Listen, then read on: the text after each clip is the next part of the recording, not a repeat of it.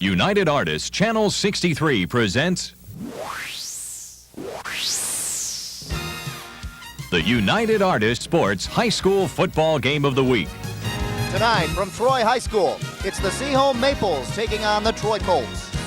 Good evening, everyone. Dave Zorn along with Bob Griglak here for a game that really means a lot to these two teams. They're both 1-0, and the winner of this game has traditionally gone on to win the SMA. Well, I feel it's going to be a real close-knit game. Turnovers are going to make the key. It's going to be real close in score, real low scoring also. It has always been low scoring, much as we saw last week against the Eagles in that contest. So look for another low scoring defensive struggle, but two great offenses. Coming up next, the kickoff. We'll be back right after this.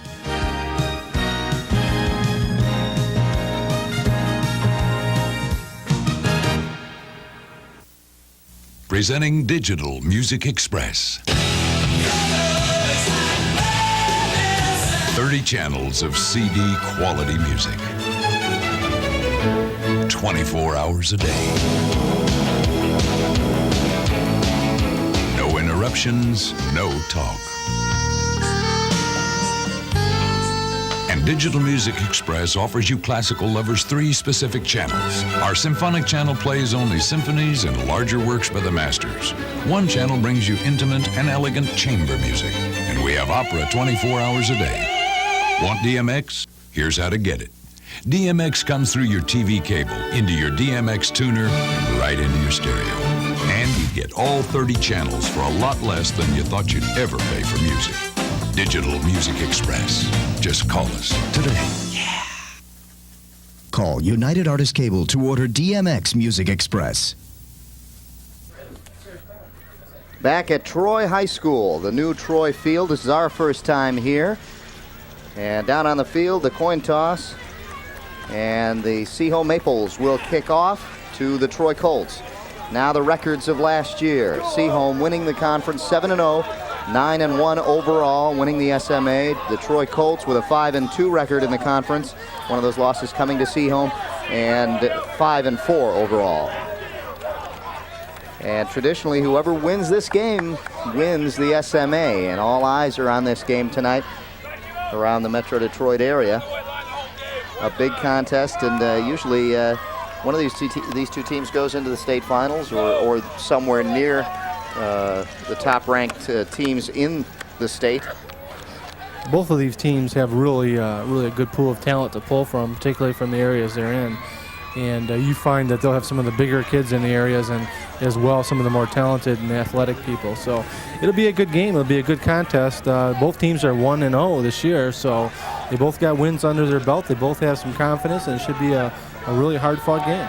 Traditionally a slow starting game, or rather a low-scoring game, if you will. 7-6, the final score 2 years ago, and then it was 6-5 last year. And we're not talking baseball scores. No, these are football games, people. Seaholm took a safety last year, and that's what gave them 2 extra points. Or rather, gave the Troy Colts 2 extra points. They had 3, took the safety to make it 6-5, and they won the game on that. So you can see it's a low-scoring game, a very hard-fought game. And we'll talk about the offenses and the defenses as soon as we get underway here. To do the kicking for Seaholm, number 61, Eric Page, a junior, playing guard and defensive end as well as kicking. And back to receive. Hard to see the number 22, looked like Chad Benson, but we'll take a look. And we are underway. A low squiv kick, and it bounces into the corner. Picked up at about the 22-yard line and hit immediately. Number 31 on the return for the Troy Colts, and that is E.J. Howell. Mark Garza made a great tackle there. Really stuck him hard and put him down. I'll tell you what, number 33 there, excellent tackle. It's going to be a tough game to call, particularly here in the first 25 minutes. The sun is setting directly into our eyes, so bear with us if we're having a hard time with numbers and players. We'll do the best we can. There you see the shot into the sun. Power I formation in the backfield. In motion now is Howell. Heist the quarterback. Handoff right up the middle, and he busts through. What a big gain this will be. He's to gone. the 10, and he's down at about the 6-yard line. A big game for the Troy Colts right off the bat. Garrett Gould. What a great way to start the game off for the Colts, I'll tell you. Just a quick hitter up the middle, hand off to the fullback, and he popped through unmolested. Take a look at it right here. Right up the middle, taking the ball over the guard and tackle, and was able to take the ball for a large gain. 6'3", 205, showed some speed there. Safety's caught up with him. Looked like he just tired up at the end here. Otherwise, he had a touchdown. Yeah, you don't look for the fullback to get you big gains like that. Aaron Maestri, a big block, and this time they go right behind him. Touchdown. Ray Dawood with the touchdown. Unbelievable. We usually have these low-scoring games. Look at this. 2 plays, a touchdown already. We asked the coach, does Ray like to be called Daywood or Dawood? He said, coach calls him Daywood, and he likes Dawood, so we're going to call him Dawood. He's the man in the moment. So There's 6 points. Ray scores, and there's 11-10 left in the first quarter. Not much time ticked off at all. Long 50-second drive there, huh? The extra point attempt for the Troy Colts. They may like this field here. Cal Fleisch with the extra point. It is good.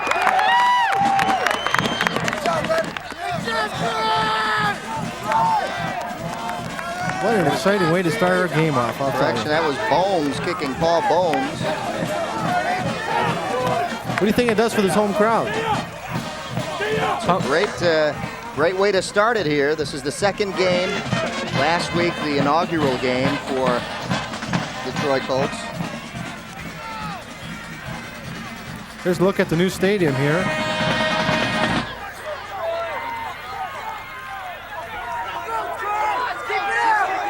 And the Troy Colts come out strong offensively and score first. Looks like we're going to have another kickoff here within the first minute. It's very unusual, particularly since the scores have never been very long or large in this game. But who knows? We know that Seaholm has a great passing attack with Lloyd Abramson here, so they could open up the game, particularly if they fall behind. You're going to find them throwing a lot of passes early. So a lot could happen. This could be a high-scoring game. We talked to both coaches. There it is. 2 plays, 50 seconds, 77 yards on the drive for the Troy Colts. Dawood with the touchdown. A 6-yard run, and the Troy Colts up 7-0. Beams to do the kicking. He got the extra point, and he will do the place kicking. Taken at the 20, and still on his feet, and finally down at about forward progress would be about the 32. And finally out of bounds, and the Maples will start in pretty good field position. You know, Dave, we talked earlier to the coaches, as you mentioned, talked to Doug Frazier, and I'd mentioned to him briefly that I thought it might be a high-scoring game. Who knows? I might have been right. We did, right. and he said generally we've had low scoring, and that has been true in the past if you look at the past. But I think weather had a part to play in those games in the past. Well, today is perfect conditions. You couldn't ask for nicer football weather. Lloyd Abramson, the quarterback. The man in motion for Seaholm is Herrick. I formation in the backfield. The pitch. And trying to break it outside is number 45, Mike Denton. Denton had a big game last week and set a record. Watch 55 here, Jeff Fisher, the linebacker. He's going to fill up the gap. What he's going to do is he's going to follow the running back down the line of scrimmage and make the tackle basically with no gain. Excellent play by the linebacker right there. 55, nice tackle. Denton last week, 226 yards on 37 carries with a new Seaholm record in their 17-6 win over Bloomfield Hills Losser. Abramson back to pass. He's got a man, bounced off one and off the hands of Herrick.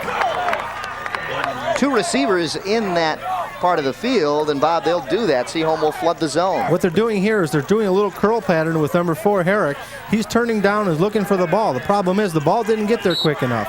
He stepped back in his pass shot and didn't turn the ball over quick enough. He actually threw the ball right through his hands, too. It's a very hard pass. That ball's got to be released a little quicker in order for that play to work. 3rd down and 9 coming up. Denton, the lone back in the backfield, and you'll see a lot of that. Now he goes in motion. Go back, Blake! Abramson back to pass. He's got a man deep and overthrows him, intended for Jordan Dara.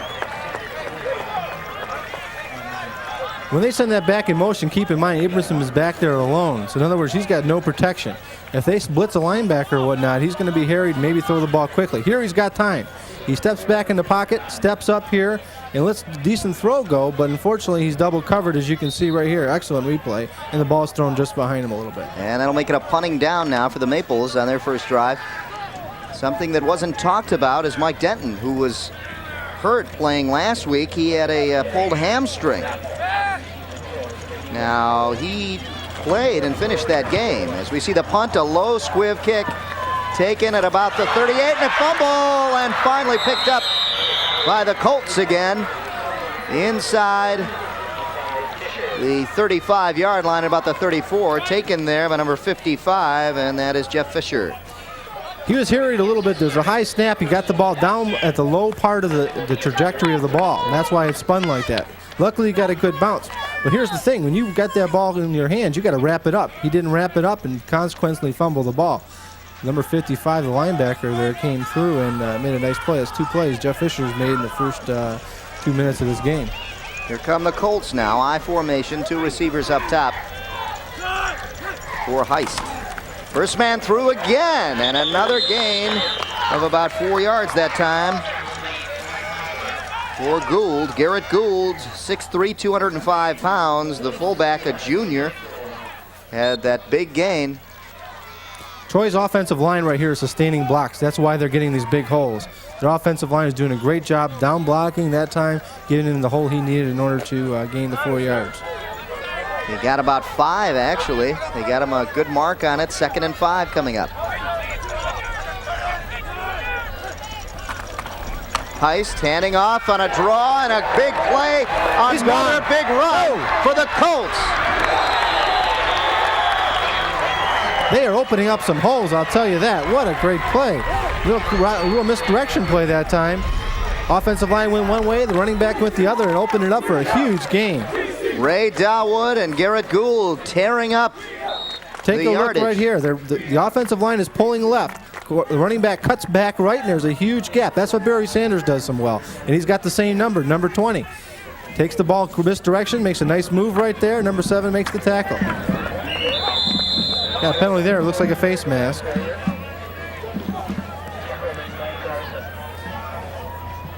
.8:49 left in the first quarter. The Troy Colts on their 2 possessions moving the ball well. Now a penalty for the Colts will knock them back a little bit. But they have been moving the ball. Big running attack tonight by the Troy Colts, although their coach Gary Griffith said that passing, and it'll depend on a lot on how Heist does tonight, whether it's with his fakes and carrying out the options and the plays, and he did a great job on that draw. Excellent play, basically hiding the ball. We got a holding here. Yeah, Heist is going to make the difference in this game. Right now they're running the ball. Right now their offensive line is fired up. They're firing out, sustaining their blocks. Later on in this game, as the game wears a little bit, he's going to have to throw the ball. Right now he got 1st and 20. He might have to open it up right here. He could make the difference in this game. I formation, Heist back to pass. On a first down, has a man wide open, and they've got him complete at about the 25-yard line. A big reception right there by number 21, Paul Dodds. And Dodds was a man that Doug Frazier was talking about. They've got to stop that guy. Well, it really wasn't a good throw, but he had protection, was able to get the ball to a wide open man. When you're wide open like that, you can dive for it like he did. But the ball was not well thrown, but got there and did get a nice gain out of it. 2nd and about 7.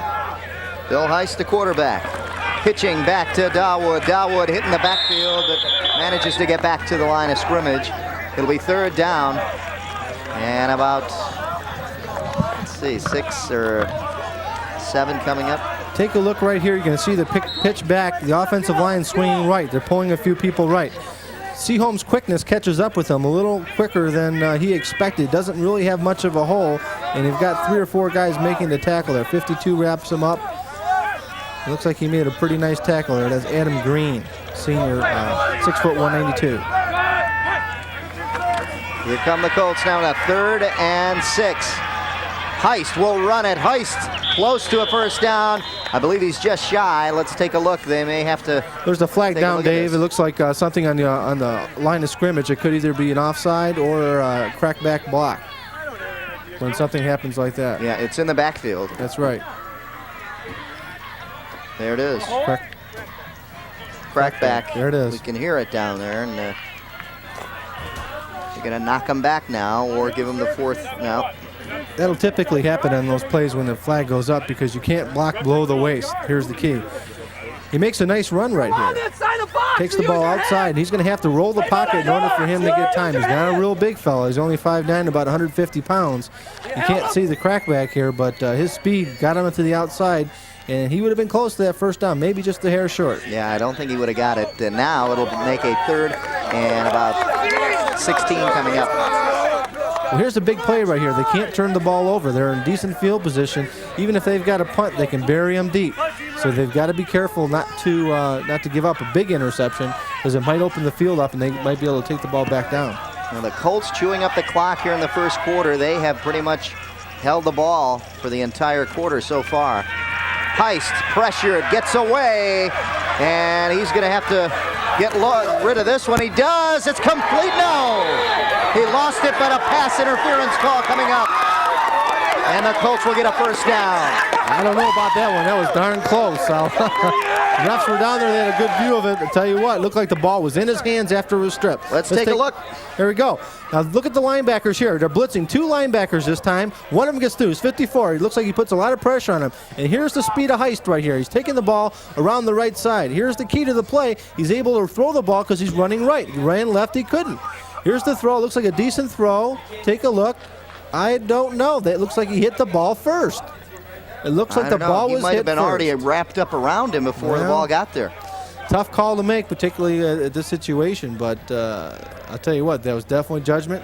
That's what they get paid for. Let's see if we can take a look at it again. If the player is not draped on him already, let's take a look right as soon as we get into the picture.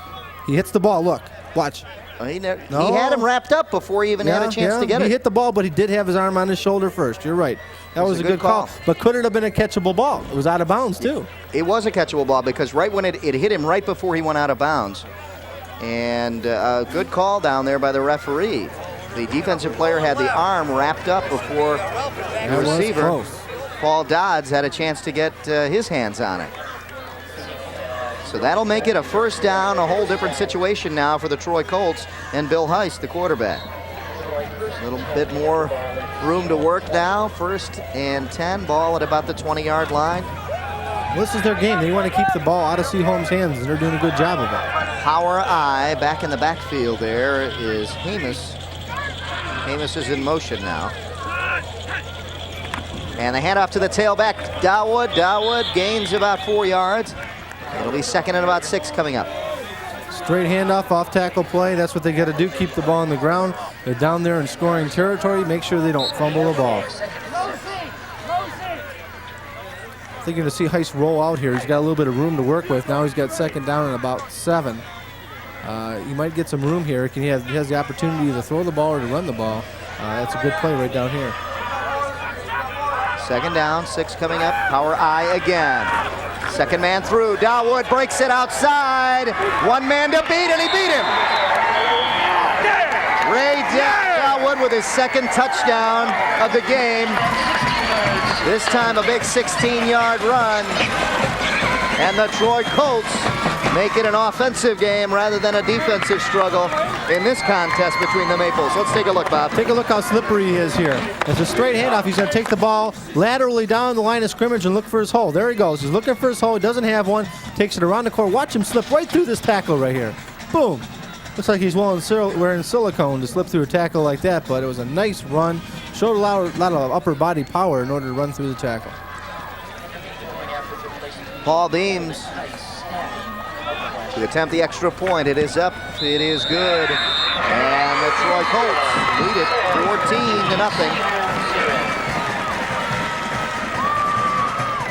14-0. Runs of 6 yards by Dawood and 16 by Dawood have put the Colts up 14-0 here in the first quarter with 6:14 left.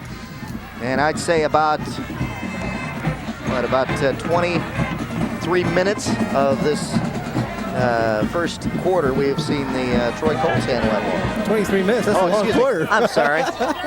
About half the quarter. Okay, Let me try that again. Let me try that again. We're working on British time here. We'd say about half the quarter. Let's say about 14 minutes of it. Next week, Southfield Blue Jays against the Kimball Knights. That's Saturday and Monday at 7 p.m. right here on United Artists 63. It's always a good close game, eh? Did a few of those over the years. That's right. The Blue Jays like to air it out. So let me correct myself. Let's say 14 minutes out of that. That's still a long quarter. Is it? Yeah. I'm sorry. Let's try that again. How about just half of the quarter? We'll leave it at half of the quarter. There we go.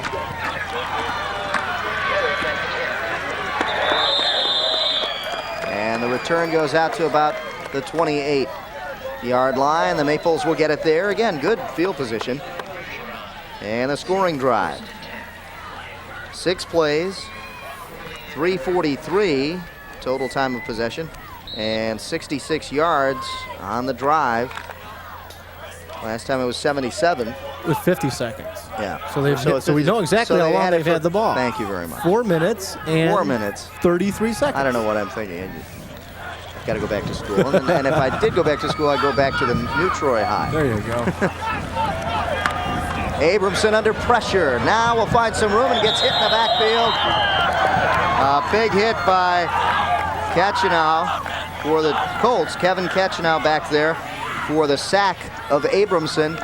And it'll be second down and about 14 now for the Maples. Well, Abramson was tall enough to see over the offensive line, so he saw that all of his receivers were covered. Tried to take the ball down, but it was too late. Good defense. Second and 14, 2 men in the backfield. You'll probably see someone in motion shortly for Abramson. There we go. Man in motion. And not much that time as they go to the ground. Well, they need to sustain a drive right here, Dave. That's the key thing for them, because they haven't gotten a first down, and they need to prove to themselves, first of all, that they can. Take a look right here, just a straight hitter.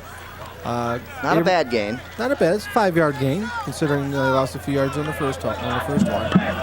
Jeff Costello on the run. Costello gaining about 5 yards on it. Now Costello in motion. Abramson rolls out and gets pressured immediately. And they get to him. Into the backfield is number 32, Carl Barnes. Carl Barnes with a sack of Abramson, the second one on this possession for the Maples. Abramson, the 5th-ranked player in this conference. I don't care if you're the 1st-ranked player. When you don't have time to throw the ball, you're not going to get it off. 32 makes a great play right there. Just went around the defensive lineman and got through. When you send linebackers like that, there's not enough men to block them. Another high snap. High snap again. Taken, though, by Lowry. Lowry gets his kickoff, taken at the 40 by Cracchiolo. Cracchiolo gets it out to about the 46, 47-yard line, and that's where the Colts start. Again, great field position for the Colts, and it looks like the way they're moving the ball on the ground, they can do anything they want. They got the big lead right here, 14-0 here with 3 minutes and 46 seconds left. Still here in the first quarter. Let's go, boys! A lot of time left.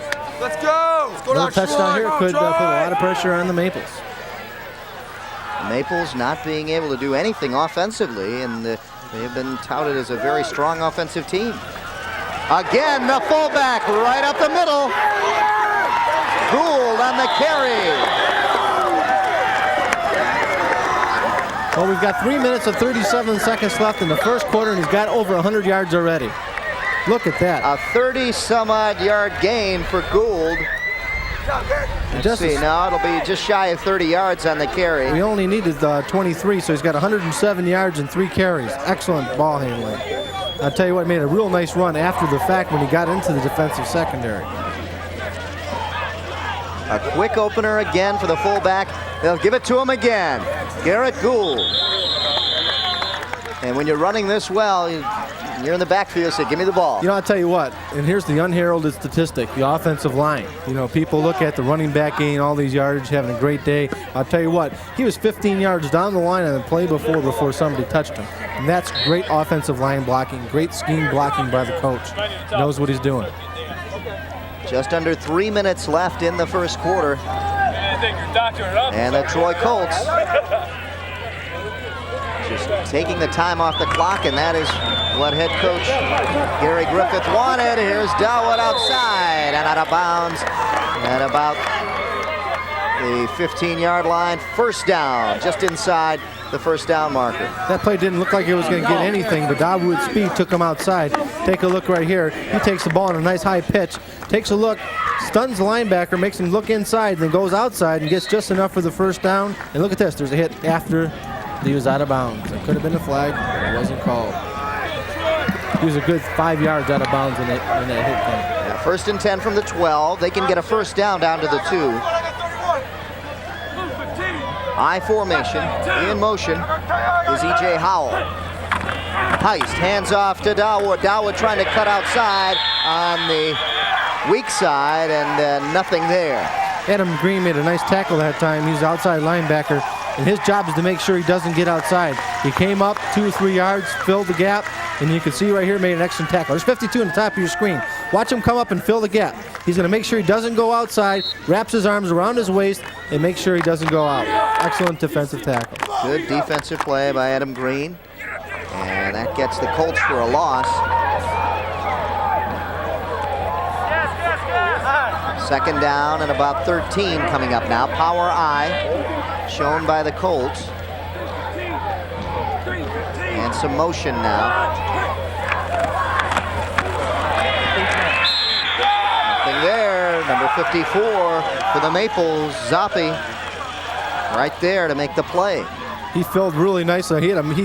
He beat the offensive lineman, had him draped all over him, and still made the tackle. Take a look right here. When he hits him, he's got the offensive tackle. I don't know if you can see it right here. And it's another 3-yard There he loss. is. Look, he's trying to pull him down. Number 71. He went right by him like you wouldn't believe. Right by AJ Shamara. Is that good? I agree. Okay. Whatever you say. I'm not going to attempt it till I have to. Hey, I tried. I formation. Heist to pass.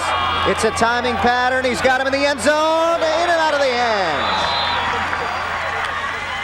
Right there was number 21, Bouchard, Mark Bouchard, but I don't know if Bouchard knew that was coming. He's a sophomore out there in a very big game. Take a look here. I think it's a touchdown until he knocks the ball out. It's a nice play, timing pattern as you mentioned. He turns around and there's the ball in his hands. Take a look, see if 21 just knocks the ball out. Oh, excellent defense. Right there. Oh, beautiful play. Bouchard's hand right where it was thrown. Right where the numbers were. Here's the field goal attempt. Here's Paul Beams to do the kicking on this field goal attempt. It's up. It has the distance, and no, it didn't. It just fell short. Just fell short.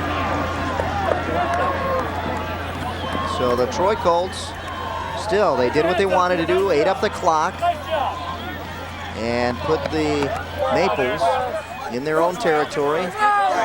This is probably the worst field position. There is head coach Gary Griffith.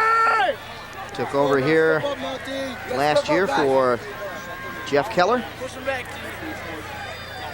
And he was coaching here for some time as an assistant to Jeff Keller, and done a fine job in picking up the slack.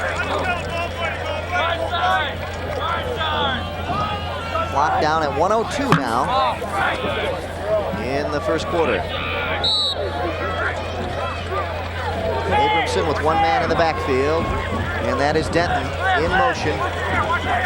There's number 22, Costello. The handoff to Denton. Denton again coming off that big game last week. We had a total of 226 yards on 37 carries, setting a school record for the Maples. And he did not practice this week. Had a pulled hamstring. Nice line surge here. Denton takes the ball up. Watch the line. The line pushes the defense back 3 or 4 yards, allows him to get his forward momentum to take him downfield for about a 5-yard gain. Got him about a 4-yard mark on it, so 2nd and 6 now for the Maples. Again, you're going to see Denton as the lone back. Hand off again to Denton. Denton breaks into the backfield and has a first down. Now Nice the quick Maples feet. on the move in their first down. Yeah, real quick feet that time. He's able to pick them up and let them down. That was the difference in an extra 5 yards on that, because they weren't able to stop him because they couldn't see him. He went right by him before he could do anything. Yeah, Denton is 5'6", 171. Don't forget to tune in to Transition. Jeffrey Miller hosts Transition, a show designed to give perspective to African-American issues. Past shows have had interviews with Louis Farrakhan, John Conyers, Coleman Young. Watch Transition every Saturday at 10 p.m. right here on United Artists 63. And the time runs out here on the first quarter. It has been all Colts so far. 14-0. The Colts have dominated here in the first quarter. But when you're playing a team of Seaholm's caliber, you can't count them out. And many things have happened in these games. Very close games in the past. Well, it's not close for the offensive statistics for the first quarter. Troy Colts had 172 yards in the first quarter, and the Seaholm Maples had a total of 11 yards in offense. Big difference, and of course you can tell the difference in the score. 14-0 in favor of the Colts. 14-0, very untypical, if you will, of this type of contest that we've had between these two teams. 1990, 7-6. And then last year, 6-5, the scores. Here's the new Troy High School as we look back at the stands. But these are the Troy stands. And in that big white box on top, that's where we are, somewhere in there. As the It's not that big, Dave. As the sun sets. The press box isn't, no, but we will have more room next year, hopefully. I have word. Oh. Hopefully. So that is if you kick in. I'll be here. Some donations. Buy more kielbasa down there. You're the kielbasa But guy. a beautiful facility, and Bob said that he wants to move here so his kids go to school here. There you go. Here come the Maples now, 1st and 10 to start the second quarter. In motion.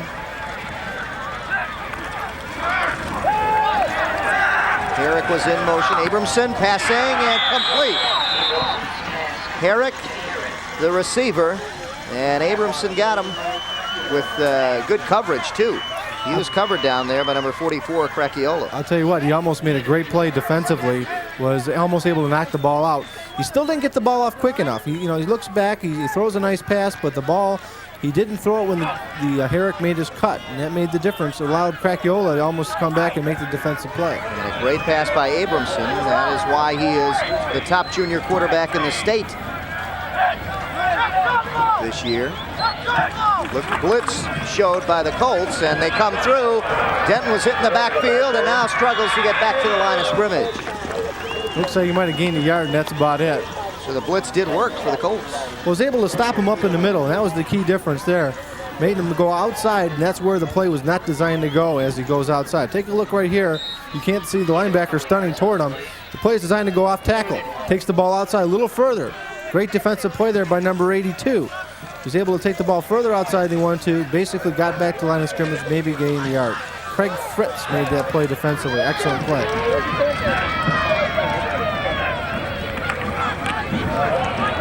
handoff again, Maples, and a flag down in there. That's typically in holding territory. That or a face mask on the tackle, one of the two. It's hard to see in that big pile. Yeah, it's going against the Colts, so it looks like the Maples will get a break here and get another first down out of this. Denton wants the first down, and they'll pick it up here. Let's see what the call is. Face mask, Bob, you right? Well, typically, depending on who throws the flag, you know what kind of call it's going to be. It's an easy call and something down there. That's a big call, though, because they were stopped short of the first down. They got a first down now at close to midfield with a great chance to score. Opens it up a little bit for Abramson. He's able to maybe throw the ball a little deeper. Yeah, let's see if they can get Denton and Abramson into the game a little more. Denton's 923 yards rushing last year, was second most in school history. He also had 10 touchdowns. That's a big statistic there, too. In motion. It's Herrick. Abramson back to pass, has time, unloads and intercepted. Intercepted by number 55, Jeff Fisher. Fisher just hung back at the linebacker position and was right there to make the interception. Linebackers go back in what we call a hook zone pattern. What they're doing is they're protecting an area of the field. They're not covering anybody particularly. They're covering an area of the field. Abramson went back. He had an open receiver, but his line drive shot was picked off because the linebacker was in the area. Take a look. Play action here. He's able to try to freeze the linebackers. He has time, too. He has time. The linebackers now have time to get back in that hook zone, and that's when he picked it off, right here. Picks it right off. See the receiver downfield? He was open, but wasn't able to get it downfield far enough. 1st and 10 now for the Colts. 9:45 left in the second quarter. Ball just shy of the 40-yard line. And no gain for Dawood. The Maples are picking it up defensively here. 4 people made that tackle, and I'll tell you what, if they continue on this level, this game is going to start slowing down a little bit here. It's 14-0, but it's going to continue on that fashion. They gave him a yard, so it'll be 2nd and 9 coming up now for the Colts. A big interception by number 55, Jeff Fisher. Fisher, the senior linebacker. And a big help. Here's the fullback. Gould on the carry, and Garrett Gould has made a big impression on all of us here tonight, especially on the first play of the game, huh? Oh, big time. I'll tell you what, he's shown that he's got some good speed along with decent size and good moves.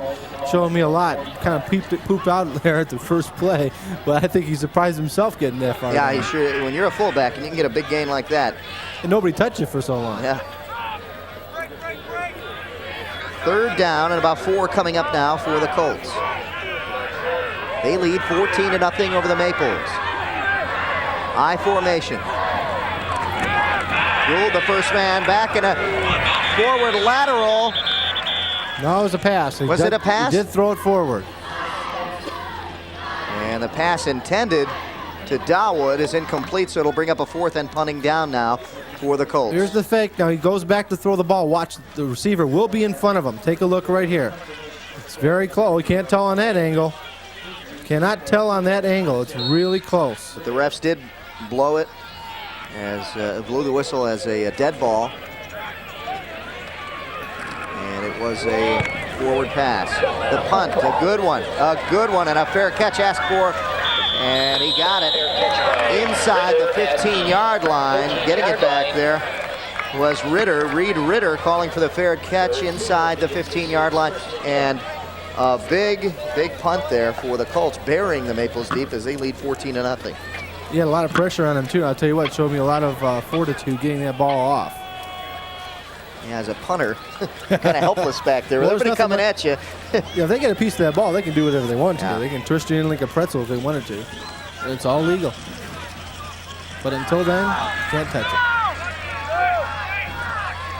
it. 8:15 left in the second quarter, 14-0. Again, Colts lead. Jumping off sides is number 32, Barnes. Carl Barnes looked like he went off sides for the Colts, so it'll be 1st and 5 now for the Maples. Well, they needed that break. That makes a big difference down there so deep. 5 yards isn't so difficult to get in regards to a first down. They need to be conservative at this point. And it's a good call by the Maples to try to get some room back there. Sure. To try to throw off the count. 1st and 5 now for the Maples. I formation in the backfield. One of the rare times you'll see this. And watch for the reverse, and it is Herrick on the reverse. He's got nothing but daylight in front of him. And finally brought out of bounds at about the 40-yard line. Catching up with him finally was Cracchiolo in the backfield, but he had to run a long way to catch him. Jeff Herrick on the reverse. Well, Doug Frazier pulled one out of his hat here. I'll tell you what, it was an excellent call. 1st and 5, he had some room to work with. Here's the reverse. Tough handoff, almost dropped the handoff there. 32 almost made a great play in the backfield there. That was Carl Barnes. Now watch the run. This is all speed when he gets around the corner. It was well set up. There was 5 or 6 blockers in front of him. And 44 makes the tackle here at the last second. Cracchiola. 1st down and a lot of breathing room now for the Maples. Just shy of the 40, 41-yard line now. Into Troy territory. The draw to Denton. Denton picks up a good chunk of yardage. Probably around 7 yards, so it'll be 2nd and about 3 coming up. You can see the momentum coming back here for Seaholm. The Maples are starting to pick it up a little bit. The offensive line is firing out. Watch this draw play. It's excellently designed. He's able to take the ball back to the running back. He now picks his hole and goes straight up. Little offensive line surge there, a little pushing in there, but you can't really tell with all those bodies in front of you, but it was an excellent run. 2nd and 3 now for the Maples. Denton again, the lone back. 3 receivers down to the bottom of the screen here. Abramson on the handoff to Denton. Denton picks up the first down.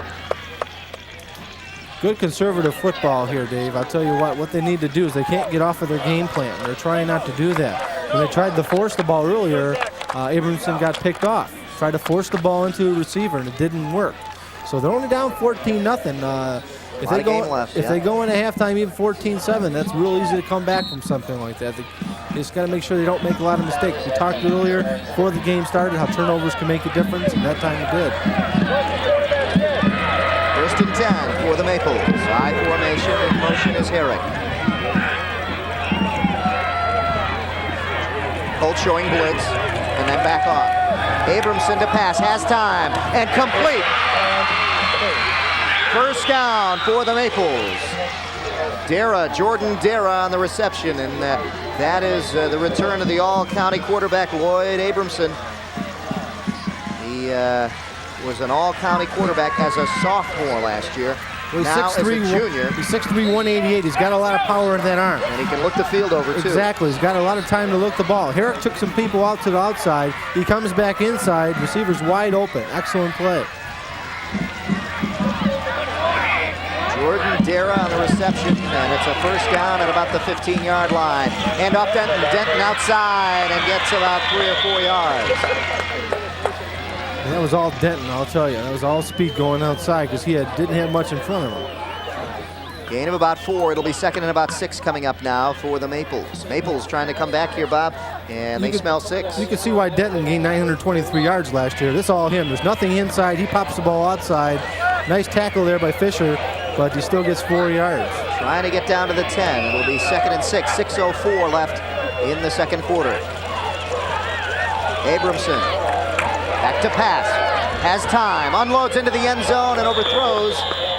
Probably didn't see anybody open and just tried to bullet. He has got an arm. He throws some bullets out there. And sometimes you wonder if he's throwing too hard for some of these guys with the gentle hands to catch. Huh? Well, we saw Herrick earlier. The ball was kind of thrown through him earlier in that pattern with the hook pattern in there. It was thrown through him, and Herrick isn't a big guy. He's 5'6", 141 pounds. That time he was throwing to a little bit bigger guy. Schuster is 5'10". Here we see head coach Gary Griffith of the Troy Colts. Staggered count. Team 5-4 last year. 5-2 in the SMA. 3rd down and 6 now. A draw again, and this time the Colts read it. Denton nowhere to go. Hit for a loss. It'll be 4th down and about 8 coming up. Well, it was a good conservative call. Unfortunately, Troy also smelled it and was able to stop it right up the middle. Linebacker's responsibility is the running back on the draw. And that's exactly what happens. You can watch him fill.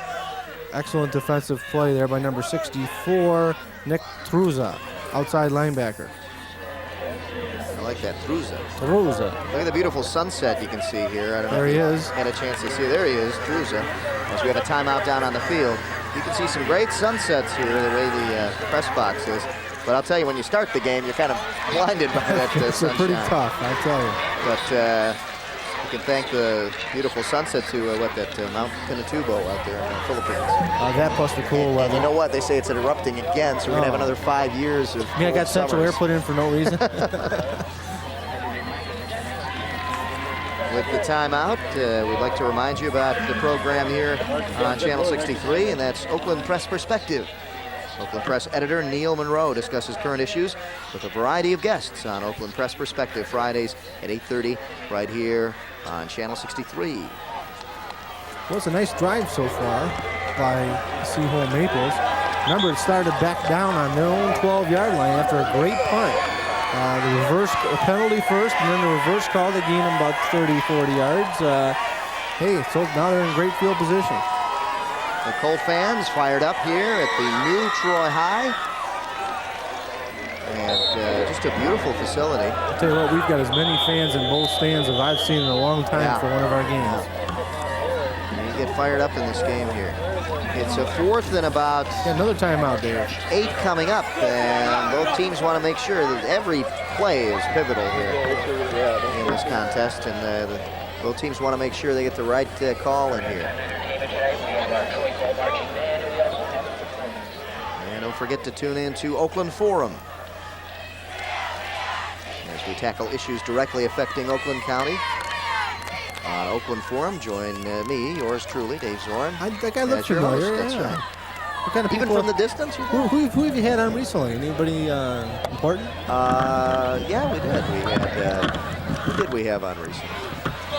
Now you put me on the spot. We did have someone very important. We were talking about issues. Well, let me talk about the first program we had. We were talking about incinerators and waste and what to do with the waste and things like that. And geez, who did we have? We just did it last week. Anyway, tune in. Tune in. I'm going to tune in to make sure. Here we go. That's right. 4th down and 8. And the Maples are going for it. Abramson back to pass. He's going into the end zone. Complete. Touchdown. It was complete to number 23. That was Jordan Dara. Dara with a big play on the drive, and Dara comes up with a touchdown. That was a flag pattern, and all he did was run toward the flag. Abramson timed it perfectly, hit him in stride. Excellent pass, excellent call. Here's quarterback Abramson. He's back to pass. He has a lot of time here. That makes a difference. Look at 45, knocks his man. He pumps once, pumps twice, hits the receiver right there. As soon as he hits the end of the flag, touchdown. That's all timing. That's all comes from practice, folks. I'll tell you, the more you practice that, the better you're going to get at it.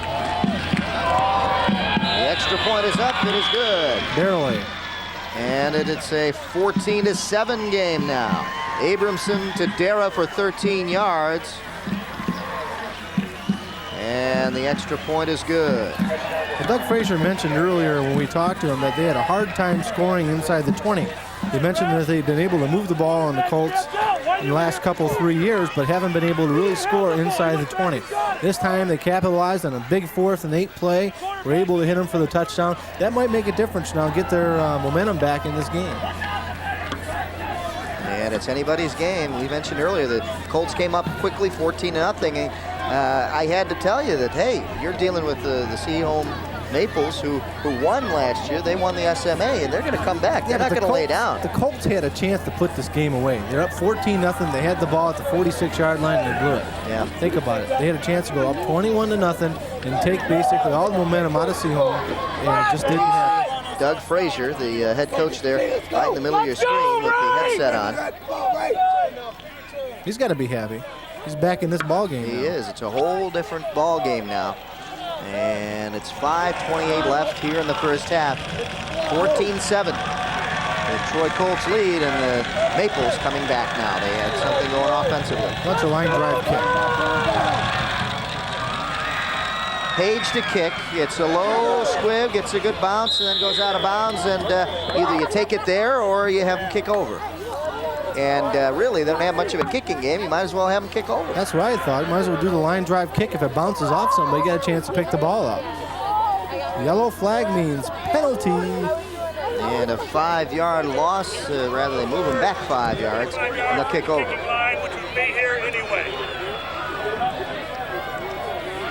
So, let's see what happens. Here's the explanation to...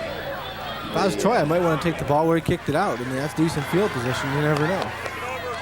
Dawood, the captain out there, says, let's kick it over. So the Maples will kick it over. Eric Page, the junior. You notice the miss going across the field, Dave? That's those kielbasa dogs. That's right. The infamous kielbasa dogs here at Troy High School. And I'll tell you what, it's Troy has the edge over Ferndale this year with the kielbasa dogs. Ferndale has a good one. We've got kielbasa countdown. There we go. At Ferndale, though, Ferndale has the Italian sausage. Oh, okay. And then the scoring drive, 8 plays, 3 minutes for a total of 88 yards. It's the longest drive that we've seen tonight by either team. 77 being the first drive by the Colts. There's that line drive kick I was talking about. See? And the Colts just fall on it. And a good move, too. You get the ball at about the 39-yard line and taken there by number 39. Of the Colts, Appledorn, Bob Appledorn, Not going to return it. He just said, I'm going to fall on this and we'll get good field position. Well, when And you the try to ball's pick just it shy up of when you're 40. bending over, you can get in a lot of trouble. Yeah. Just keep in mind that's when fumbles happen. And once your knee's down in high school, you're down. So you might as well cradle it, do the best job you can so it doesn't bounce away. 1st and 10 for the Colts. They've got to answer the Maples touchdown, and they give it to the first back. And that is number 43, Hamus, Scott Hamus. 5'7", 190, a junior running back for the Colts. 5'7", 190, he's low to the ground, built a lot like you, Dave, I'll tell you. He's able to get those legs moving and punch the ball through for about 5-yard gain. I used to stretch it too. I'd put 5'7" on the thing, and be about 150, and I'd put 155. Hamus again on the carry, just shy of the first down. He'll be about a yard short. It'll be 3rd and about 1 coming up. Let's take a look at the mark. They're giving him a real favorable mark here. Oh, they are. No, he is just shy of the first down. Just shy of the 50-yard line. About a foot short, looks like. One of my feet, not one here. Yeah, definitely. Big Bob, Bill Lambier type feet. They're not Bob Lanier type. Bob Lanier type feet. No. 3rd and 1 for the Colts. Bill Heiss takes it himself, and he picks up the first down. Penalty flags all over the field. Probably a motion call or somebody And lined we up might bring offsides. this back here. Let's see who it's on. Somebody's offsides, I think. Now it looks like they're going to talk to one of the Seaholm captains now, and we're going to knock him back, so it'll be 3rd and long coming up now. 4:06 left in the first half. Here at the new Troy High School, the Seaholm fans coming out and supporting their team, and a big turnout out there on the opposite side of the field. Well, we had this big entourage show up as we were pulling in, and it was definitely legal motion there. Beeping their horns, getting everybody's attention as they came in. I tell you what, got good fan support. That makes a big difference when you come out and watch your team. That has helped the Maples come back, actually, getting all that support from their fans. 3rd down and 6 now. High formation in the backfield, and the Colts to pass. Heist getting pressure from behind. It's complete. No, let's see the call. The Seaholm sideline saying no, and the referee says no. Incomplete. Oh, that was awfully close. The ball was delivered right on target. Take a look here. Heist makes a great play, sprints out of the pocket. He is pressured by the linebacker here. Gets the ball off in plenty of time. Well, let's take a look at the catch here. Is it a catch or isn't it? Let's take a look. We cannot tell from that angle. Oh, he dropped it. Yeah, he did drop it. Oh, that's a shame. Look at 32 on the sideline for the Maples. Oh, Brian Spencer, a little bit of emotion. Another good punt here for the Colts. And the Maples have no choice but to back off. It's inside the 20 again. So another great punt for the Troy Colts. And they're doing a good job on the punting game. Let's take a look at the score, 14-7, and the fans here at Troy High on their feet. It's an exciting game, a lot more exciting than last week's game until overtime, that is. Overtime was a great game, right in overtime, so it skipped everything else. Yeah, the whole game 0-0. Took it into overtime last week. Eric in motion. Abramson on the draw to Denton, and he's knocked down by number 72. That's Rich Bobian. Bobian on the tackle. Nice tackle here by Bobian. He shot the gap as a defensive lineman. Was able to blow right by the offensive guard and almost got him as he got the ball right here. You can take a look. He takes 2 steps in. He was able to make a nice tackle from the outside and throw him down. Showed a lot of strength right there. Of course, Bobian is not real big. He's only 5'6", 170 pounds, but showed some strength. 2nd and 12 now on the loss to the Maples. Abramson back to pass. Plenty of time. He's going deep. Intended down there for Herrick. And good coverage down there by Dawood. I'll tell you what, Dawood is probably their fastest, looks like their fastest cover man down there in the backfield. We talked earlier with the coaches. Gary Griffin had mentioned one of his big concerns was speed in defensive backfield. He mentioned he's got a lot of guys who can cover, but didn't know really how fast they were. And of course, Dawood, as we know, is a running back that shows a lot of speed and was neck and neck that time with the receiver Herrick. He's got all seniors back there as defensive backs, but he's got his corner men are returning starters, so that gives him some experience on the corners. Abramson now in a 3rd and 12 situation. Look for the passing down again. Herrick in motion. Abramson to pass. Goes deep. Herrick down the sideline, off the fingertips. And incomplete for the Maples. Had he hit him in stride, he'd have been gone. Oh, without a doubt. He was 10 yards away from everybody else. Abramson has time here. He goes back to pass. And he shows a really good arm and a nice touch. Just a little bit off of range. Now take a look right here. Watch it just off the fingertips of Herrick. Oh, man, Herrick should have had that ball, though. I don't know. That was darn close. You had to dive for it, but right there, it's one of those great plays if you make it. 4th down and punting down for the Maples now.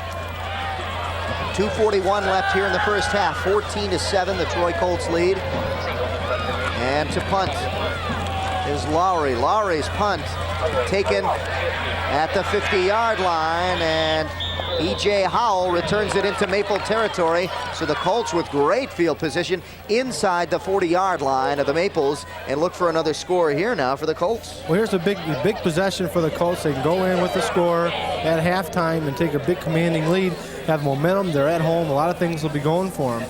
Or conversely, they could work the opposite way. With this great field position, if they don't score, it could pump the Seaholm Maples up at halftime. Yep. So halftime is a real big factor here in high school games. To see what happens.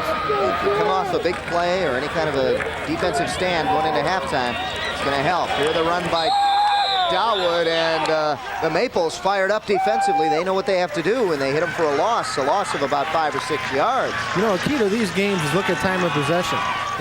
Earlier, it was a big difference. Take a look here. Dawood just goes straight out to the sideline. He basically has nowhere to run, running for his life, tries to get out of bounds, but it doesn't work. Stays inbounds, clock keeps running, 1:53 and counting going. They knock him back 4 yards, 2nd and 14. I formation in the backfield. The first man through, fake. Heist going downfield, right down the middle, and overthrows the intended receiver, number 85, Kalfleisch. I'll tell you what, he was open. It was a good play, just didn't connect on it. I was talking earlier about time of possession. Earlier, we saw the Troy Colts really take a lot of time off the clock and was able to move up and down the clock, up and down the field. But really big difference now. Seaholm was taking control of the game in regards to time possession. They've had the ball 11 minutes, 24 seconds. Troy only 10 minutes and 30 seconds. So that has switched around a little bit. Seaholm has come through and has had the ball a little longer. There's a flag on the play, by the way. And I'm not going to figure out the time anymore. I'm true to that. Well, no, yeah. Last week they had some problems. Early in the first quarter. But what I'm trying to say is it's really flip-flop on that. Yeah, it has. And roughing the passer. Oh, big play.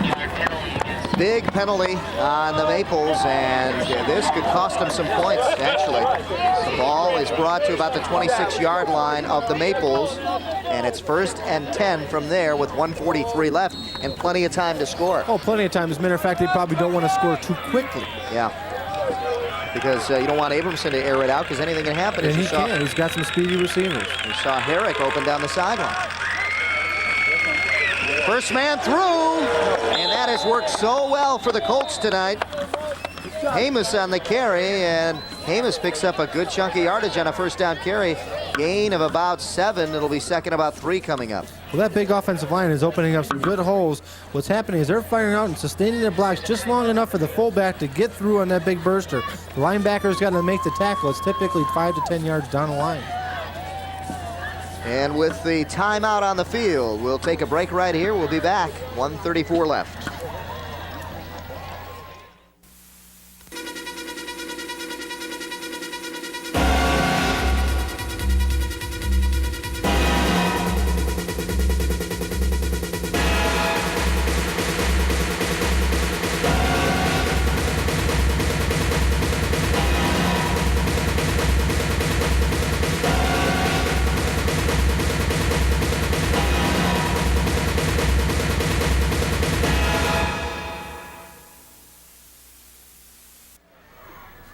They're at Troy High, and the Troy Colts lead 14-7 and have the ball inside the 20 at about the 18 and marching on the Maples. 2nd and 3 coming up now for the Troy Colts.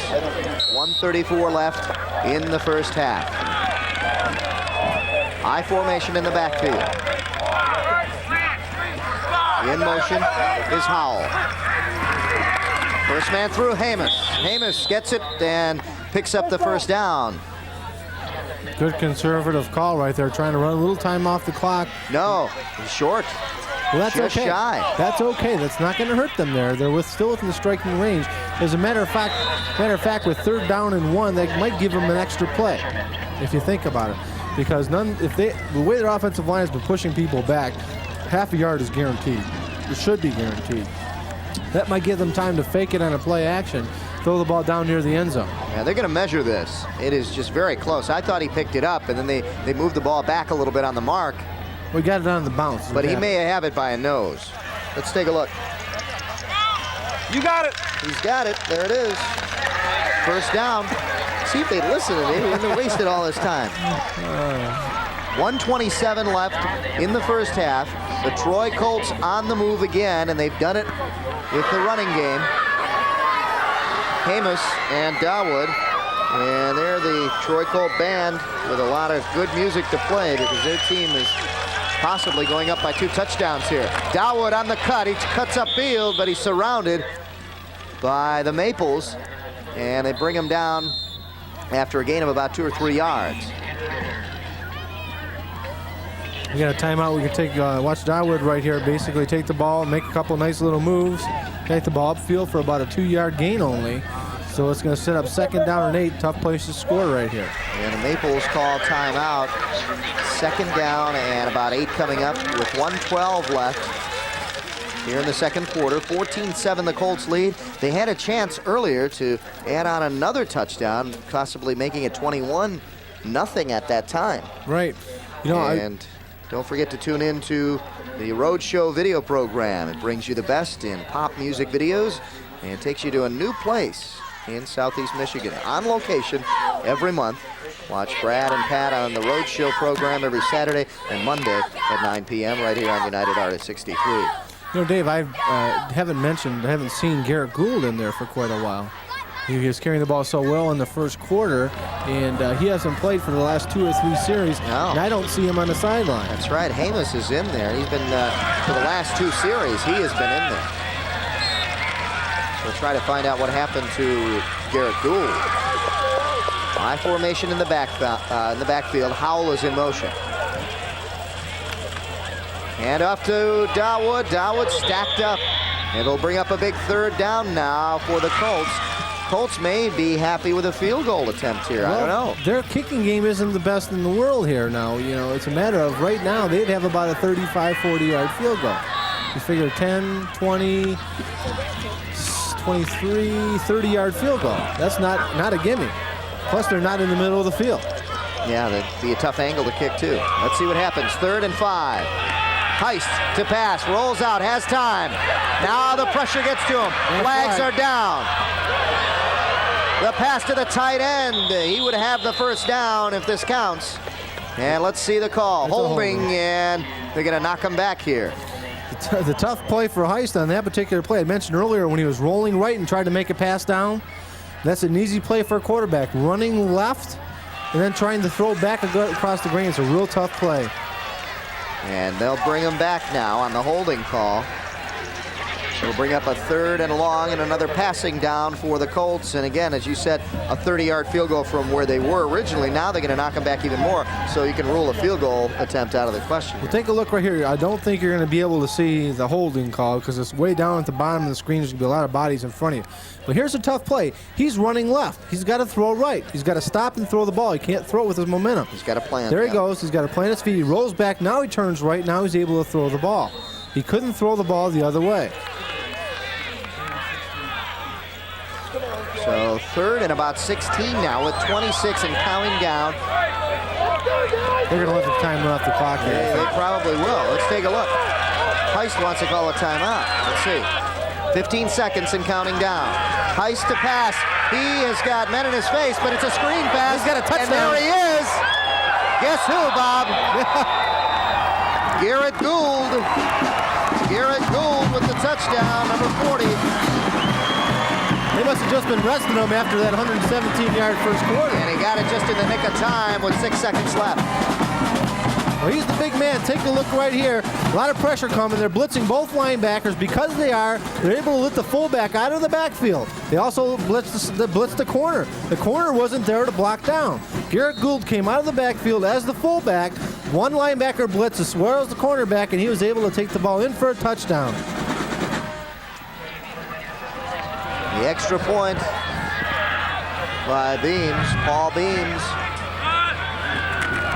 It's down, and it is no good, just off. And in tight games like this, you never know. Actually, the score isn't tight right now, but I mean, big contests like this, that could hurt you eventually. But right now, the Colts coasting 20-7 over the Maples. And a great play by Heist to draw the defenders into him and then just unload it to the wide open Gould. Well, it was a good offensive call is what it came down to. And when you're throwing a screen pass or a little flare pass to a back coming out, and you're blitzing a linebacker in the corner, is going to have one side of the field wide open. Unfortunately, it was the right offensive call at the right time, and defense blitzed the wrong people. So it's a game of chess. It's a matter of taking advantage of what they give you. In that time, it was the right play called. So with 6 seconds left in the first half, the Troy Colts strike, and the Maples, that's going to hurt them going into halftime. You talked about that. Definitely. Particularly now they're up by, well, not quite 2 touchdowns. But they've got to believe that things are going against them. And when momentum is going against you, it has a tendency of getting to the team. Paul Beams to kick now. We've seen him out there a lot. Back to receive is number 4, Herrick. For Seaholm. The squib kick to run the clock out. And down on his knees with 5 seconds and can now at 4. At about the 25-yard line. That's where the Maples will have the ball, and they'll just have 1 snap of that. Well, with the arm that Abramson's has, you might as well go deep. There's nothing to hurt. Yeah, you're looking for something positive to take with you into the halftime locker room, and who knows, they may unload here. Well, even if the Colts get the ball back on an interception or a fumble or whatnot, they won't even have time for a play. Well, they just let the time run out. So the Maples just let it run out, and that will end the first half of play here at the new Troy High School. And the new Troy Field is only the second game here, folks, and the Troy Colts like it. 20-7 they lead over the Maples. We'll be back to kind of recap the halftime for you right after these messages. Stay with us. We'll have some stats for you right after these words.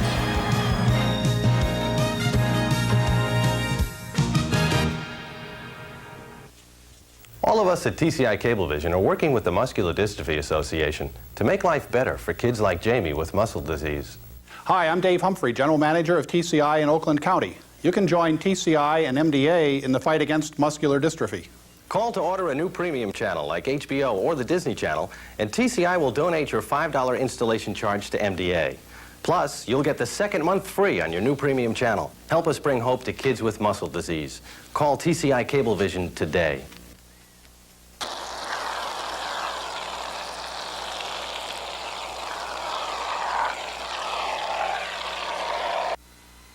For years, certain members of the cosmetic industry have been testing things like shaving creams and shampoos on animals. In the process, millions of rabbits and other animals have been blinded, maimed, and killed. Help stop animal testing. The moon over Troy as the Troy Colts lead the Maples 20-7. As you remember, we told you the last few games have been very close. The last 2 years decided by 1 point. Will it be that way tonight? We will see. The halftime statistics: Seaholm passing 37, Troy 40 yards. Rushing 77 for Seaholm, 198 for Troy. Total offense, Troy doubling the numbers of Seaholm, 230 total yards of offense and 114 for Seaholm. But that telling tale is the yards rushing for Troy. As you look at the turnovers, 1 for Seaholm, and first down's pretty even, and time of possession even, as we mentioned, Bob. Yeah, they're both pretty even, and look, like you said, the big statistic is the rushing yards, and that's been the main difference. Of course, when you rush, there's only one bad thing can happen, and that's a fumble. When you throw, you got several bad things that can happen. Don't forget to tune in next week when we bring you another exciting contest. It'll be the Southfield Blue Jays taking on the Kimball Knights, and that's Saturday and Monday, 7 p.m.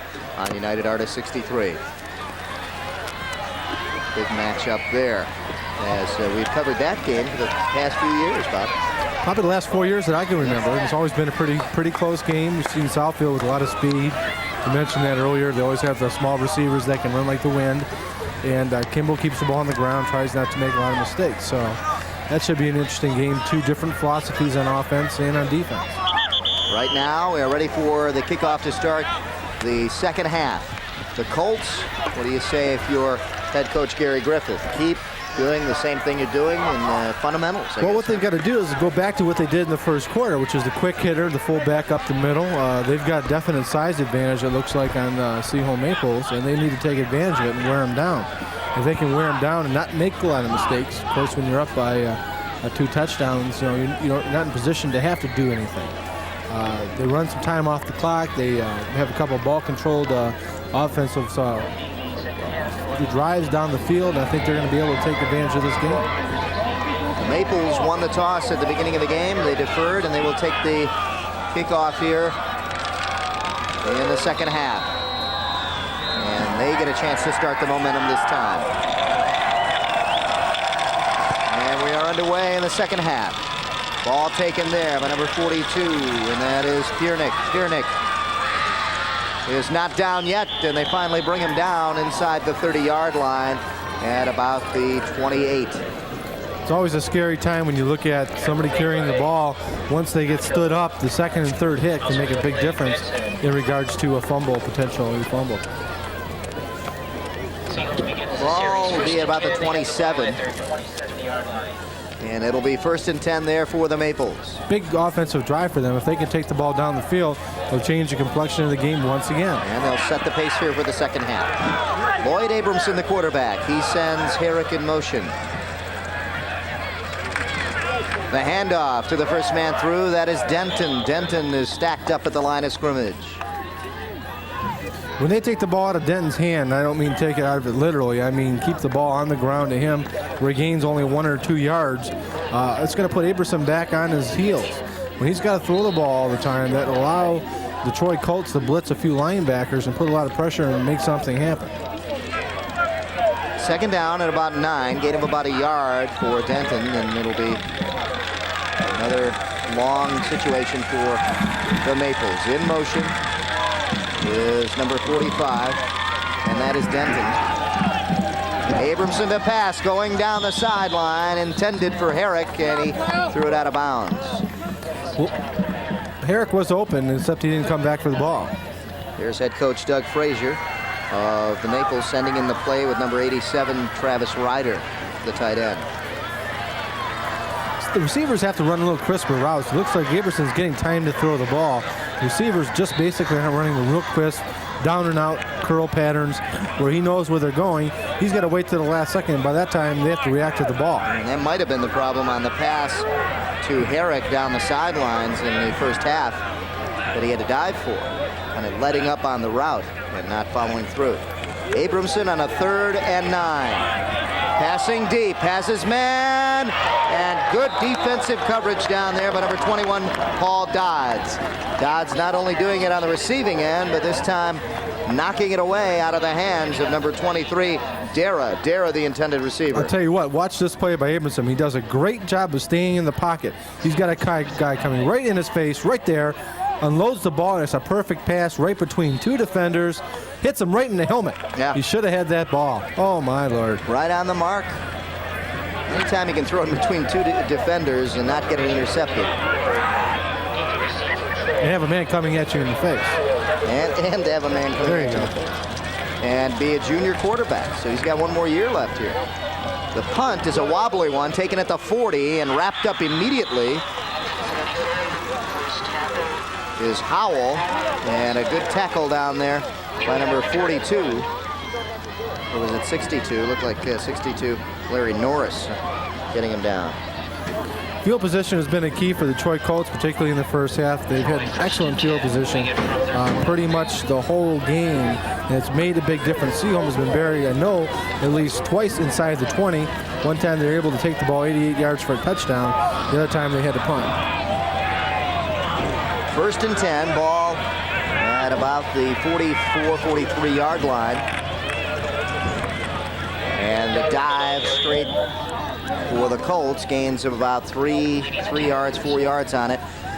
And the Colts will have a 2nd and 6 coming up now. Well, that's exactly what they want to do. They want to keep the ball on the ground, do the dive play when they're not losing a lot of yards, let the offensive line push the defense back, wear them out a little bit, and keep control of the ball. It's exactly what I mentioned before the start of the half. They came out doing exactly what I'd recommended. Ball just shy of midfield at about the 48-yard line of the Colts, and they're about to get into Maple territory again.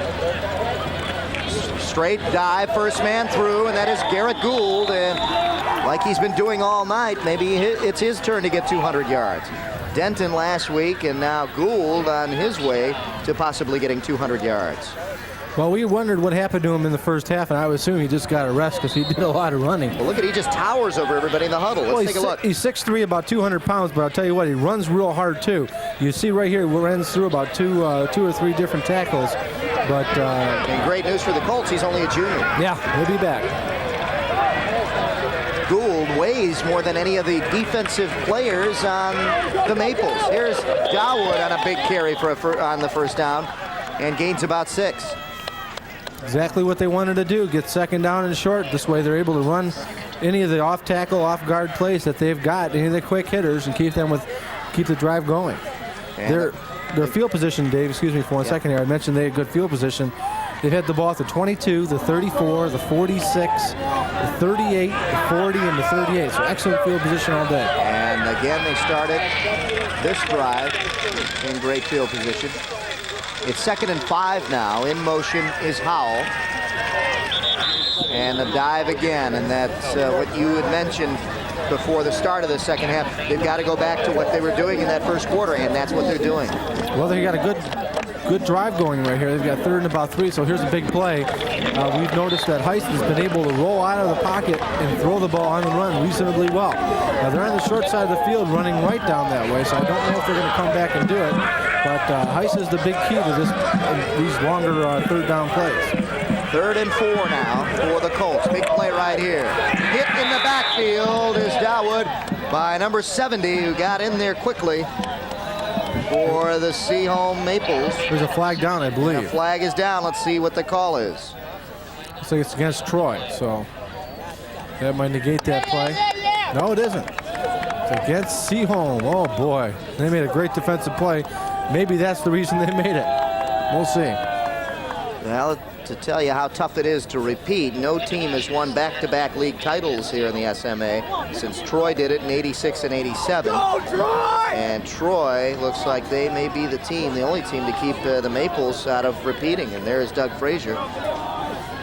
Troy Colts did it, and now this year they're coming back and want revenge after last year's loss.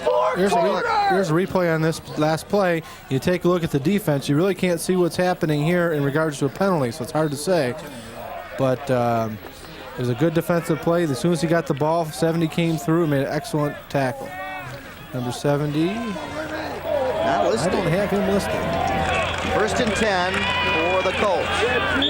I'll tell you, if you look and see why the Colts are doing so well, that first back is getting off at the snap of the ball. And if you watch the players on the Colts, he is one of the first men to move. As soon as that ball is snapped, the fullback is the first one through, and that is why he's getting such big yardage on that on his carries.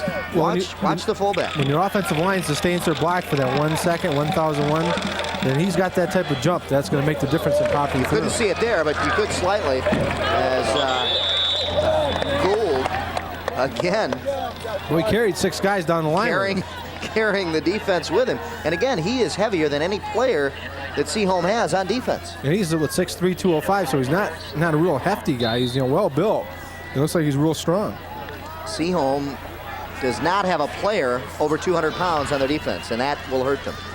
And it has, as Gould has pretty much done the damage here on the ground tonight. Dawood has done a pretty good job too, but it's been that size of Gould. Third down and 1. Watch it again. This is Dawood, the second back through, and he gets it with plenty to spare. And he's down to about the 22-yard line.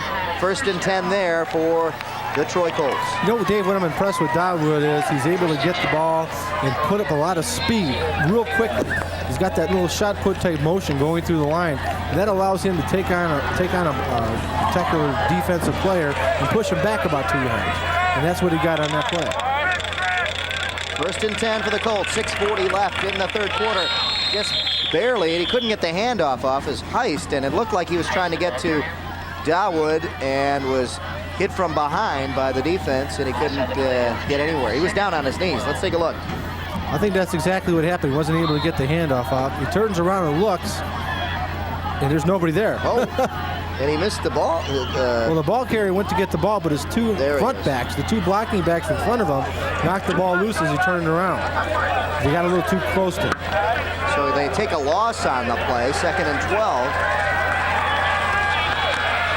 And it looked like motion in the backfield as the pass was underthrown and almost intercepted down there by number 21, Bouchard, Mark Bouchard down there on the coverage on the other number 21, and that is Paul Dodds. Let's take a look. Dodds made a good defensive play here if you take a look at it, because I'll tell you what, that ball should have been intercepted. Bouchard had great position, and here comes Dodds back to take him off the ball. As soon as it touched him, he just tackled him down. Yeah, you know, I talked about Garrett Gould getting such a good start in the backfield. Well, that time he got too good of a start, and he was called for motion in the backfield. Ah, a little too quick that time. Let's take a look at the call. There it is.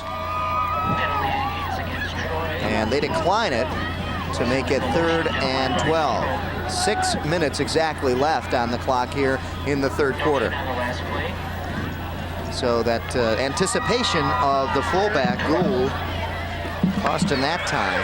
But not really that much because they get a 3rd down and long. 11th play of this drive, so they're taking some good time off the clock. About 5 minutes here. Heist to pass, has time, plenty of time, unloads, and complete down to the 6-yard line. Now they'll mark it inside. They'll mark it to the 4. I'll tell you what, that's about the 3rd pass he's thrown lows, but his receiver has made some excellent catches. The offensive line. Let's take a look right here to see if this ball hits the ground. I don't think it does. It's an excellent pass. He goes back into the pocket, sets up real nicely. And I think he cradles it here perfectly. It's a wobbly ball, and it does make a nice catch. Oh. Well, no, he couldn't. I don't know. He hit Let's that ball see. Maybe it did hit the ground. Well, the officials say it didn't. The so official that's all that could matters. not see it from his angle. Not the angle But we he had. made the right call. He did. Let's take a look one more time. Does the ball come up? Right there. Did he trap it? I think he might have trapped it, but he trapped it with his body. On a 1st and goal from the 4, the Maples stack up the Colts. He trapped it with his knees, but it still was off the ground. It was still off the ground? Yes. Okay. I'll trust you. Okay. I'll trust you. The call stands. Play's been run. Plays have been run after that. No question. And the Maples weren't even arguing, so if they saw it, Gary Griffith is happy with the call. It'll be 2nd and about 3 now. Gain of 1 on the last play. Power eye right for the Colts. Heist will take it himself. And does he get in? No signal from the referee. He'll be close. Probably down to the 1-yard line.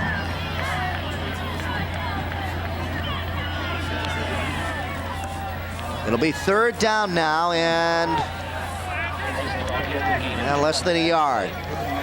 About 6 inches. That was awfully close, I'll tell you that. Depended, when he's in the middle of the stack like that, it's hard to call. But obviously his forward momentum didn't get him down there, and that's what they were looking for. A big play right now as one of the Troy Colts fans watches on. Think he's going to do it again? Sneak, quarterback sneak. No. They give it to Dawood, who's in easily. He goes behind the blocking of his 2 fullbacks. And the Troy Colts continue to pound it in. A 1-yard run by Dawood makes it 26-7 with 4:05 left in the third quarter. And the Colts are really sending a message to the rest of their SMA conference. Well, I'll tell you what, reading the papers prior to this game, I was really excited because I knew it would be a close contest going into the game. Seeing the past history the last few years, both papers called it a 3-point game either way. The Free Press and the News and the Oakland Press. So this being a blowout as it is a real surprise. Beans for the extra point. It is good. 27-7 now. The Colts lead. Showed a real nice leg on it. He had looks like he could hit about a 40-yard field goal. He could have used that last time in the field goal attempt in the first half. But Dawood scores on an easy run of 1 yard. And the extra point is good. Makes it 27-7. And the Troy Colts are in business here in the second half. Jeffrey Miller hosts Transition, a show designed to give perspective to African-American issues. Past shows have had interviews with Louis Farrakhan, John Conyers, and Coleman Young.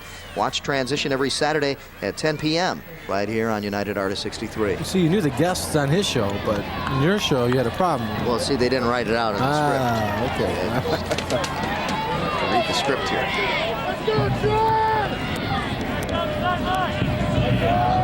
Who did I have last show?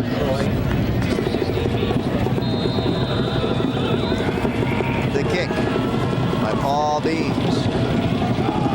It is a low swift kick off the hands of one of the Maples, and now taking it, and that could hurt the Colts as it kind of messes up the coverage a little bit.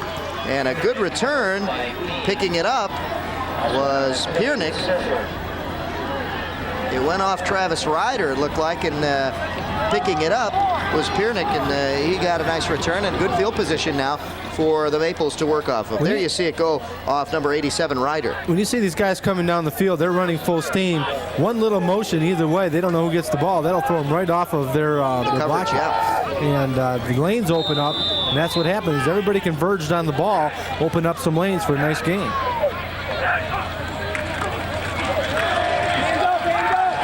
Abramson hit just as he releases and almost intercepted again by number 55, Jeff Fisher.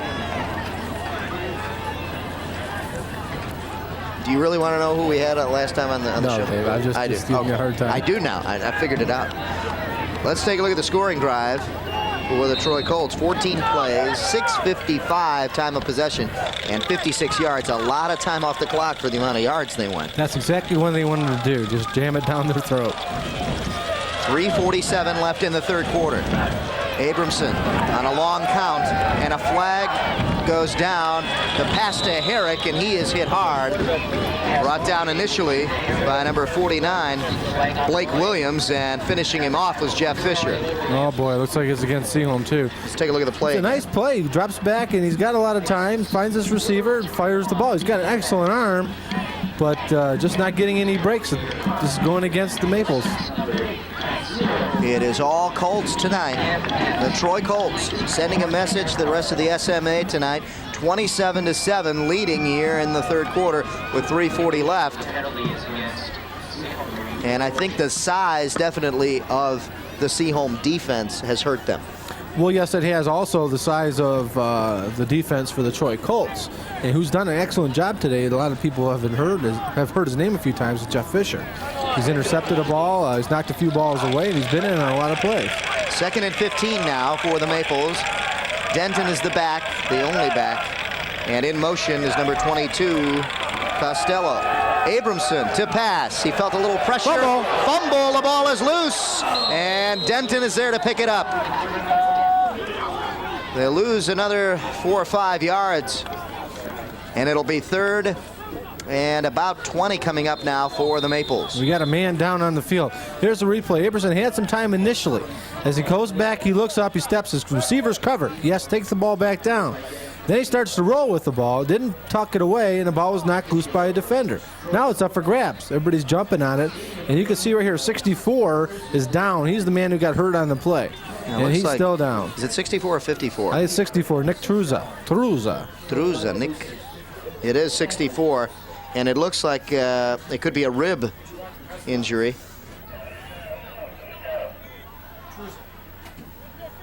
Nick Truza, 6'1", 185, an outside linebacker. A defensive lineman, excuse me.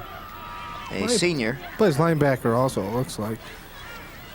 I think it says offensive lineman. That's Yeah, he could play it was linebacker. Outside linebacker. It is defensive lineman. Nick Truza. A lot of helmets fly when you're going after the ball like that. Your helmet, if obviously you're looking at the ball, you might have got a helmet in the river or something like that. That's what happens when you get a broken play like that. People are going for the ball and they're going all over the place. Yeah. Keep in mind that those helmets are weapons, without a doubt. Don't anybody fool you about that. That's why they've made spearing illegal. You cannot spear anybody. Anything close to a spear or anything too close to a tackle with your head could be problems. He's getting up. He's walking off. He's a little shaken up.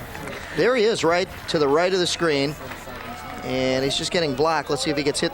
And, oh, he goes down, and it looks like the defensive player, excuse me, the offensive player was landing on his leg somehow. So he'll be coming over to the sideline. We'll get a better idea of where he's at. Where he's at with the injury. Third down, about 20 coming up now. Abramson back to pass. Is a big play for the Maples. He goes for half the yardage and picks it up. Complete out there to Jordan Dara. They pick up about 10 yards on the play. It'll be 4th and 10 and a punting down now for the Maples. That's your typical Troy bend but not break defense. They'll play that all day, particularly with a 27-7 lead. They're playing the nickel D there, and they will. And Abramson is still in there, so they're going to go for it on a 4th and about 9. A big play right here for the Maples. This could get them back in the game, or it could give the Colts a great field position to start this next drive. Abramson, the pass. He's under pressure, and he's sacked for a loss. And the Colt defense comes up strong again. I'll tell you what, he had 2 receivers. Both of them were open. Both of them could have had a first down. One of them, you can't see him down here in the play. He just didn't have time. Excellent defense there. 25 corner blitz. 72 comes up, puts pressure on him, and ends up being a nice sack for 32. We'll give it to him, Carl Barnes. Carl Barnes getting in there, and now the Colts can probably put it away right here with another touchdown with 2:58 left in the third quarter. Another touchdown pretty much put it away for them. And get ready to be calling some numbers and names you haven't called tonight. Yeah, they'll play a few of the freshmen and sophomore in there. And guess who gets it? Garrett Gould on the first down carry, does it again. Another big gain. Until they can stop him, they should just keep giving him the ball, because I tell you right now they want to run time off the clock, keep going those first downs. While they're pulling them out, they're giving somebody a chance here. He comes off, gets a breather, and going in is number 43, Hamus. And also coming out is number 21, Paul Dodds. So he'll get a break too. Hamus is more of a prototypical fullback at 5'7", 190 though. Second down and about 5. 2:11 on the clock. The handoff is to Hamus, and he gets some yardage too on his carry. It'll bring up a 3rd and short yardage. 3rd and about 3 coming up. Don't forget, next week again, it'll be the Kimball Knights hosting the Southfield Blue Jays. Saturday and Monday at 7 p.m. right here on United Artists 63. Folks, you want to turn into that one. That'll be a good one. A lot of opposing teams tuning in too, just to see who they're going to be going up against the next week. I formation in the backfield. Fake to Hamus, and taking it himself is Heist. He wanted to pitch, but then he saw some room. But the Maples strung him out, and I don't think he got the first down. Oh, no, he barely got back to the line of scrimmage, it looks like. One of those plays where you want to cut up, but the defense strung it out real well. Excellent defensive play. And what you got to do on defense here is each person's got to take a man. The defensive end's got to take the quarterback and string him out, and this is what he does. The cornerback's got to come up and take the pitch man, which he does. See, there he is. Cornerback, you can't see him. He's out of his picture. There he is right there, just coming up 21. But both of them took their men. Both of them did a good job. 4th down and about 2. Colts will go as they have good field position at about the 34-yard line. Power I left. Stepping up to the line is Howell. And picking up the first down, looks like it's going to be close. No, let's see where the mark is. It's back a little bit, so I don't think he got it. It's going to be shy of the first down. Getting up slowly is Dawood, and he is favoring one of his ankles. I think it was just an equipment problem. Trying to get his shoe on him. Let's see. He's all right. Now he's limping a little bit, I'll tell you. May have a muscle pull. There is head coach Gary Griffith. They're going to measure, but I believe he's short. He is going to be just a little bit short of this, about a length of the football. Maybe even more, yeah. And the Maple will stop him. And that's the first time the Colts have gone for it on a fourth down and have been denied. 34 seconds left in the third quarter. Troy Colts up 27-7. And pretty much in command of this game. Let's see if the Maples can make any kind of a drive here to get back into it in the fourth quarter. Denton again, stacked up and hit hard by number 55, Jeff Fisher, the man we've been calling all night. I'll tell you what, I was watching Aberson after he handed the ball off, and he's limping. He is definitely limping that time. Let's take a look at Dawood on the sideline, and it looks like he's just stretching out. He may have just got a cramp in that leg. But he's had a full day's work, and you get a chance to get a breather now. But they need him defensively, too. Let's see if the Maples don't pick up on that. Incomplete. The ball was intended out there for Herrick, and it was short. Well, they had their chance. They made a good defensive stand, were able to stop the Colts without punting the ball. Field position switched over. What are we seeing here? I don't know what's going on, but... the whole team went over to the sideline. At the end of the quarter, I know that, so maybe they're just trying to psych themselves up. I don't think I've ever seen that play. Time ran out. Everybody went over to the sideline, and just the Seaholm Maples need something to get fired up right now about, and they've got to do it on this drive right here. They've got a 3rd and 11 coming up. They are trailing by 20. There are 3 touchdowns back, and this is what they got to do. They've got to keep the ball within the realm of their game. They've got to throw some short passes, some long passes, kind of mix them up.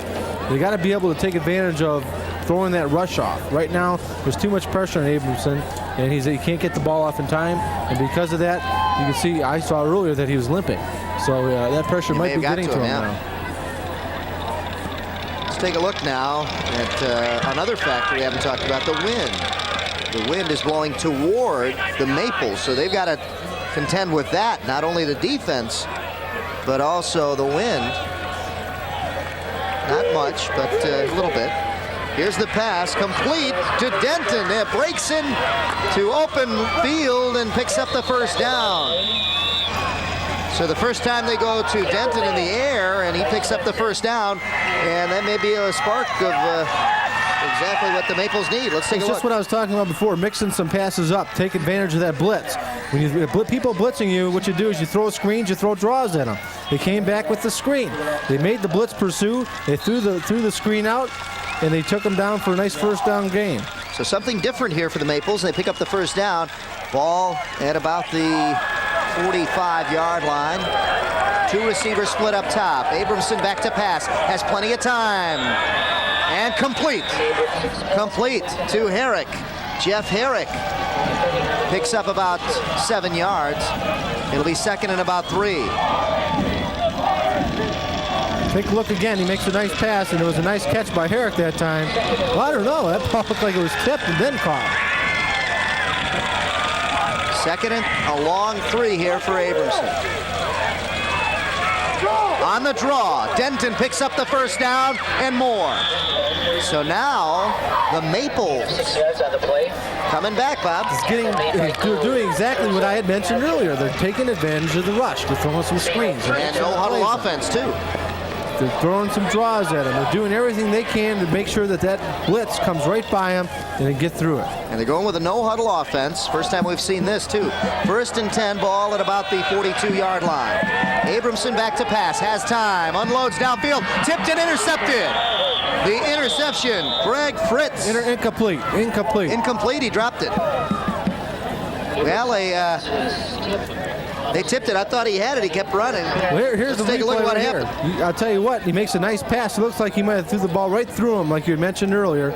Hit him right in the shoulder pad. The ball bounced up. Here he has it. Into his hand. What did he do? Oh, right there. He dropped it. Just was turning with it. Never really hit around, and with his back to us, didn't see it. Back to the action. A screen pass, and that was intended for Denton, but broken up by the Colts. That didn't develop like it was supposed to. Well, you're on the offensive line. You're supposed to let the guys by you, but you're also supposed to put a shoulder into them. That time they got in there too quick, and Aberson couldn't set it up. That'll bring up a 3rd and 10 now for the Maples. They started to get something going here, but the Colts have stopped them now. Passing down again. Flags fly, and he may have taken too much time. A new look in the offensive backfield. Also, they're keeping 2 backs back there to try to block for him. Well, maybe either they took too much time or some kind of a illegal set. 27-7. Illegal procedure on the offense. It'll be 3rd and 15 now for the Maples. It's a tough position to be in. They're down by 20 points, and they've got to come back now on a 3rd and 15. And you know the defense knows what they're going to do. Yeah. So everybody's coming after them. You hang back, give them everything but the first down. That or you blitz them and you try to take it, make them force a turnover. Yeah, this is they did earlier. They did that to him before. They came with a cornerback coming from the corner and blitzing that time and stopped him. Well, they've been sending linebackers every now and then, so look for that to possibly happen. And even if they throw over the middle, the corners and the safeties can come up and stop them before first down. 3rd down and 15 as the clock starts with 10:45 left in the game. Abramson back to pass. He's going to get pressure from behind. Unloads downfield. And incomplete. The defender did not know where the ball was. Going up for it, there the intended receiver was number 23, Jordan Dara. Dara had to come back to the ball a little bit and he's up. Looks like he kind of jumped up, came back down on 1 foot, and then looked for the ball. So he was up and then came back down. Tough play. 4th down and 15. Are they going to go for it? I would imagine they would. They did earlier. They've got to with down by 20 points here in the 4th quarter. 10:35 left. Abramson trying to draw him off. This time takes a deep drop back. Has plenty of time to unload. Pressured finally and unloads downfield. Nobody down there. And it was no flag thrown that time. Well, there could have been because it looked like they pounded him out of bounds after he threw the ball. Also, it looks like the coverage was excellent that time by the Troy Colts, so that's why he couldn't throw the ball. Took the deep drop, maybe a little too deep, couldn't find an open receiver. Excellent defensive coverage. We're looking for Doug Frazier on the sideline. There you see some of his assistant coaches. And he had a tough job coming into this game. He knew it. He told us, he said, look, guys, I don't have a player that's 200 pounds on my defense. And it's tough to win that way. It is. You know, right now we're seeing a chess game. Back 20 yards either way. I don't think you're going to see a punt the rest of the game. And the Colts will be happy with that. Oh, yeah. 10:28 and counting down now when we take the snap here on the 1st and 10 for the Colts. The reverse, and the Maples stack it up for about a 2-yard loss. On the carry was Howell, E.J. Howell, and a 2-yard loss on the reverse. So the Colts trying something different here just to mix it up a little. It was an interesting call. It could have popped it open, but needless to say, you need to go back to what got you where you are. And that's the fullback up the middle and the quick hitter. Of course, you know what fullback we're talking about, Garrett Gould, who is well into the 130, 40-yard range. So give it back to him and let him run up the clock. Let's see, they've got number 43 in there, though, Hamas. Hamas with the carry, trying to get back to the original line of scrimmage, and I think he did. So it'll be 3rd down and about 10 coming up now for the Colts. And all they want to do is just run the ball, so they may just run here on this 3rd down instead of going for the first. There's still a lot of time left. There's 9.5 minutes left in this game. A big break either way, and there we see Doug Frazier right next to the 3rd down marker. He's hoping for that big break. He knows anything can happen. Been around coaching long enough. And The thing is, time is running down. When you get inside double digits, now he's at the 9-minute mark. That clock is what you're battling as well as the Colts. 3rd and 10. They're going to go to the air. Heist is pressured, and he'll take it himself. We got a flag. And he's down at about the original line of scrimmage, but flags all over the field. And that's usually a holding call. It is against the Colts. So what do? You give them 4th down here, or you knock them back even more and give them a 3rd down again? You can't knock them back because it's taking more time off the clock. Time is your enemy right now. You make them kick right here. Forget about the 10 yards. You need the time.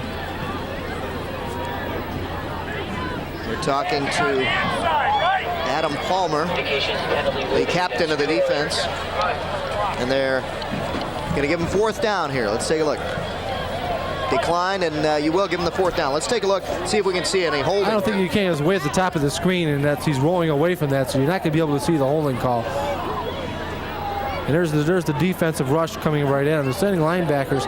He made a nice run after he noticed he couldn't get the ball downfield. And if he were to cut back right there, he's got to tuck it away there. Yeah, he does. I'll tell you, that ball he's holding it pretty open. They don't need a fumble here. There's the punt. They're going to punt on 4th down to try to bury the Maples a little deeper. This punt is not as good as they've been getting before, but they do get a friendly roll to about the 25-yard line. So the Maples start at the 25-yard line, which is not bad if you're a Troy Colt fan, because they've had the ball right around midfield prior to that. Well, they've only had the ball 3 times, and they haven't done anything with it, so they've got 75 yards to go. If they don't get the ball downfield this time, they're going to be in big trouble. And they've got to score 20 points. Yeah. At least. Well, they got to get the first 7 on the board, then go from there. Yeah. You can't think about 20 right now. High formation in the backfield. And in motion is number 22, and that is Costello. Abramson, a pass deflected. Abramson is tall, but so is number 33 for the Colts, Kevin Catchnow. Catchnow is 5'9", but when he gets off his feet, that's when he can block a pass by Abramson. Let's take a look. Yeah, I'll tell you what, he did. He timed this perfectly, and that's the key to that. Abramson's going back, and whereas earlier in the game he was able to fake the ball, here he just goes back, straight drop, winds up to throw the ball. Wow, did he get up there. 2 defensive linemen, both defensive linemen getting up, and if you're a quarterback 7 feet tall, you're going to have trouble throwing over that. 7 feet tall? You will. Do you see how high they got up? Who's the tallest quarterback? In fact, the defender kind of helped him up. I don't know if you saw that. That guy McGuire, isn't he 6'8" or something? Illegal procedure call on the Maples, knocking them back.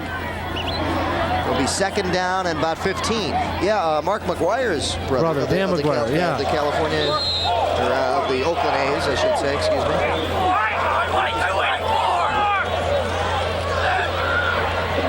High formation, Abramson back to pass. He's got pressure, unloads on the screen. Complete to Costello, but he gets around the original line of scrimmage, and it'll be a 3rd and about 10 coming up. More importantly, he stayed in bounds, which for Troy means more time off the clock. Again, what they're trying to do here is trying to take the pressure off the rush. Abramson goes back, steps up, throws the ball on a screen pass, but there's a lot of linebackers there. Again, Jeff Fisher is involved in that play also. He's been all over the field. Here we go, 3rd down and 10. Maples need a score. Oh, wins. And there he is again, Jeff Fisher, number 55. And if you talk about key players in this game, it's got to be him. He has not allowed the Maples to do anything tonight, and especially the quarterback there on that blitz, and he just picked it up perfect. I'll tell you what, it reminds me of a player that I knew in high school who was able to time the snap perfectly, and he got in, and basically Abramson had no way to even see him coming. Saw him at the last second, cringe his back, and great sack that time for Jeff Fisher. He's been all over the field. He's been my defensive player of the game. Yeah. If not the player of the game.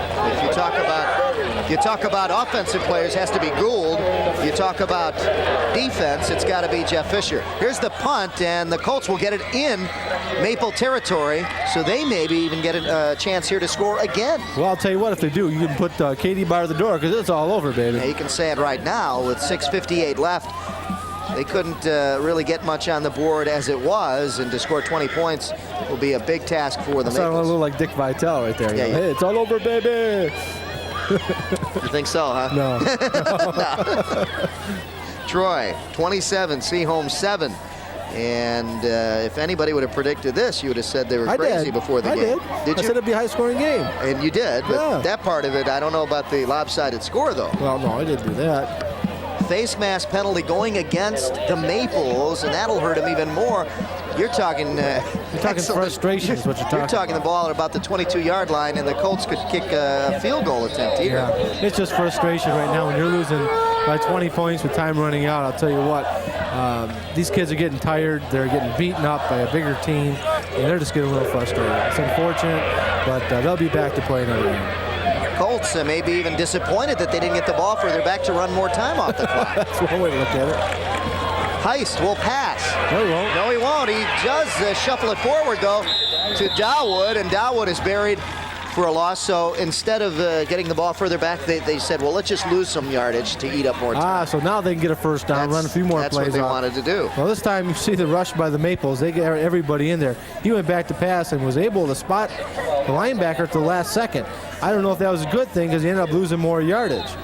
Take a look at Dawood here. Once he gets the ball, he goes back 3 or 4 yards. Well, the Maples are saying if you blitz against us, we're going to come back and blitz against you and knock your quarterback further back. And they lost. It doesn't make sense that Heist would throw the ball. They lost about 12 yards. So it'll be 2nd and 22 now for the Colts and another passing down. But don't be surprised if they run. There it is, the counter, and it works. And he's Dawood, nothing but daylight. Ray Dawood, and as I called it back, don't be surprised if they run. They run a counter. Surprised. I thought they would run earlier. They run a counter, and it opens up perfectly right up the middle. Counter gap trap. I'll tell you what, that goes back to the drawing board. All you got to do there is pull one of your offensive linemen, usually your left guard. He pulls through the hole. Here he comes. You can't see him in the pictures. Number 50 pulls out. Hits defensive back. Defensive lineman coming in. Linebacker. Dawood sprints through the hole and makes a nice run for the touchdown. Let's see, where were they? That's old-time football. And a big gain and a touchdown for Dawood. Dawood's 3rd touchdown of the night. With 5:42 left here in the 4th quarter. It is good. That's his 4th touchdown. That's his 4th touchdown. Excuse me. I wrote 2 down in the 1st quarter. And the score, 34-7. The Troy Colts over the Seaholm Maples here in the 4th quarter. We'll be back right after this. Presenting Digital Music Express. 30 channels of CD quality music for your stereo. No interruptions, no talk, ever. Now feel the beat with DMX and our 5 great urban channels. Dance, soul, rap, blues, and reggae. If you like music, you're gonna love DMX. Digital Music Express. Just call us today.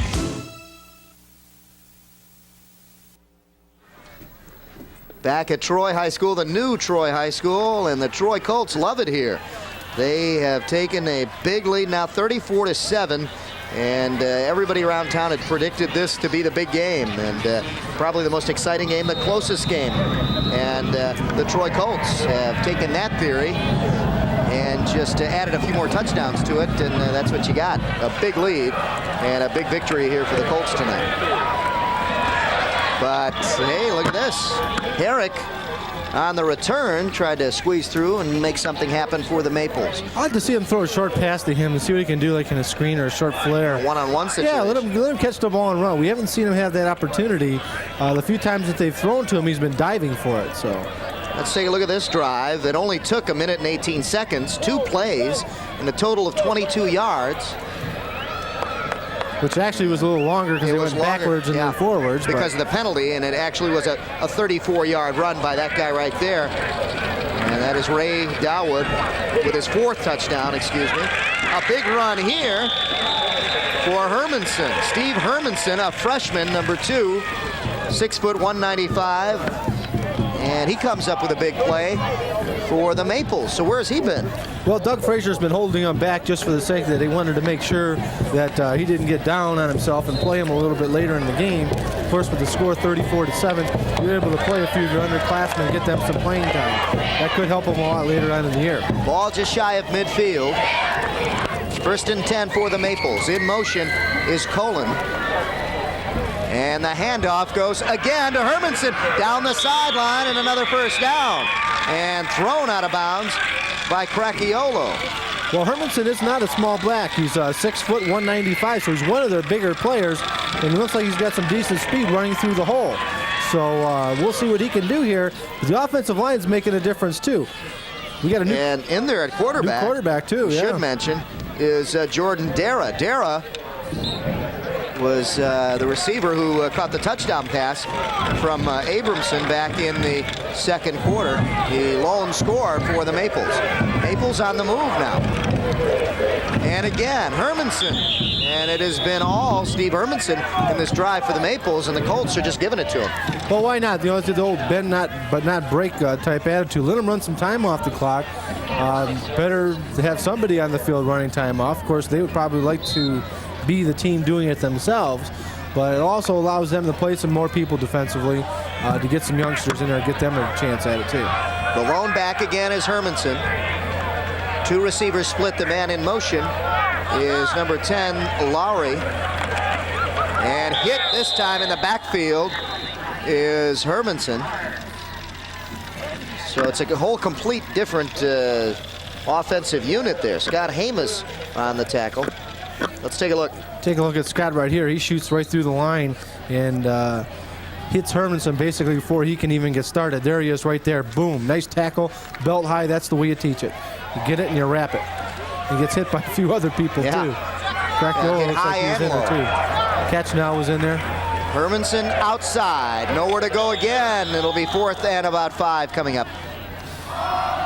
Didn't hit the hole with authority he did on the first few runs. Yeah, kind of tentative that time. Yeah, it did. But he showed us something earlier, the freshman. And this is not a freshman. This is a youngster. And Gary Griffith's kids look like they're dressed in the black, and Dad dressed in the silver. 30 yards for Hermanson, and that makes him the leading rusher for the Maples tonight. Gary Griffith, a successful night for him tonight in a big contest that pretty much decides who's going to win the SMA. In the past, it has been that way. We will see this year if that continues to be the story. Flag down on the field, and the refs talk it over and waiting the signal now. They're going to be talking to the captain of the Maples right now in a 4th and 6 situation coming up. Gotta say one thing, the refs have done a pretty good job here today. They kept the game flowing. They've made some calls. They made some excellent calls. So I think they've done a great job. I just want to give credit to them. If they are watching this game later on, they did a good job. And it's a first down now for the Maples. Ball just over the 25-yard line, about the 24. The nose resting on the 24. So it's 1st and 10 there for the Maples, with 3:40 left in the game. Hermanson again, the lone back. In motion again is Lowry, and flags fly again.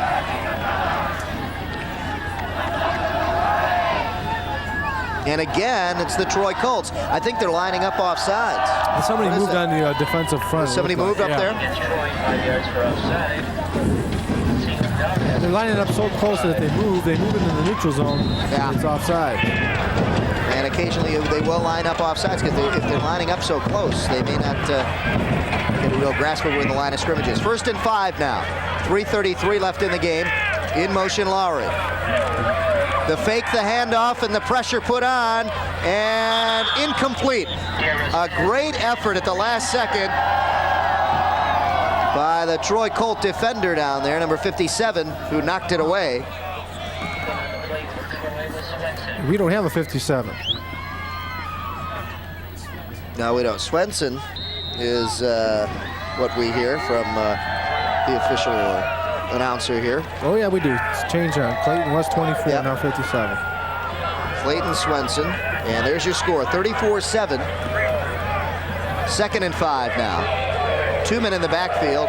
And they've got a lead block in there for Hermanson, and Hermanson is just knocked back by two of the Colt defenders. And again, Fisher is in there, number 55. There's my man Fisher. He's throwing people backwards. I like it. Being a retired linebacker, I got to say that. He's got some help, too. He's stacked up here. He's stacked up, and then I think Fisher comes in and finishes it up. Here's 86 coming in. There's Fisher right there. Boom. He just plows into him. Says, you're not going that way. You're going this way. Bobian had him, and Hermanson slid backwards. I think he was safe at the end there. The pitch, and they lost it, and the Colts will get it back. A fumble by the Maples, and it looks like the Colts get it back. And they're going to get a chance to finally run out the clock here. 2:39 left in the game, and it looks like the Colts can run it out. Both teams coming into this game with one victory, no defeats. Somebody had to lose, but you didn't think it would end up in such a lopsided game. Well, you know, they had mentioned, like I mentioned earlier in the free press, that they had picked Seaholm to upset the Colts by 3. Which meant it was a close game. Upset, we don't know. Obviously, it would have been an upset looking at this score. But obviously, people were picking this game a lot closer than it ended up. I think the size of the Troy Colts had something to do with it, as well as a good ground attack and good offensive line blocking. With Kachenow's fumble recovery, here come the Colts, and a quarterback sneak. Taking it himself is Brian Kipke. Kipke, 5'11", 165, junior at quarterback now. And we'll see some fresh uniforms coming out onto the field, and a well-deserved break for those offensive linemen. Some clean uniforms. Yep. Aaron Maestri coming off, and what a job he did in opening up those holes. There you can see the stands kind of filtering out and emptying here, as the Troy Colts have this one pretty much in command starting in that third quarter. Here's a big run by number 29. That is Brandon Mike. 5'7", 160 junior. And a lot of juniors getting in now, and a chance for them to play. Straight hand up here by Kipke to Mike, and he takes the ball and runs real well with it. Runs through a few tackles, and Seaholm still has a few of their starters in there. He ran through a couple big people to get that nice gainer. 1:20 left in the game, 34-7. The Troy Colts sending a message to the rest of the SMA.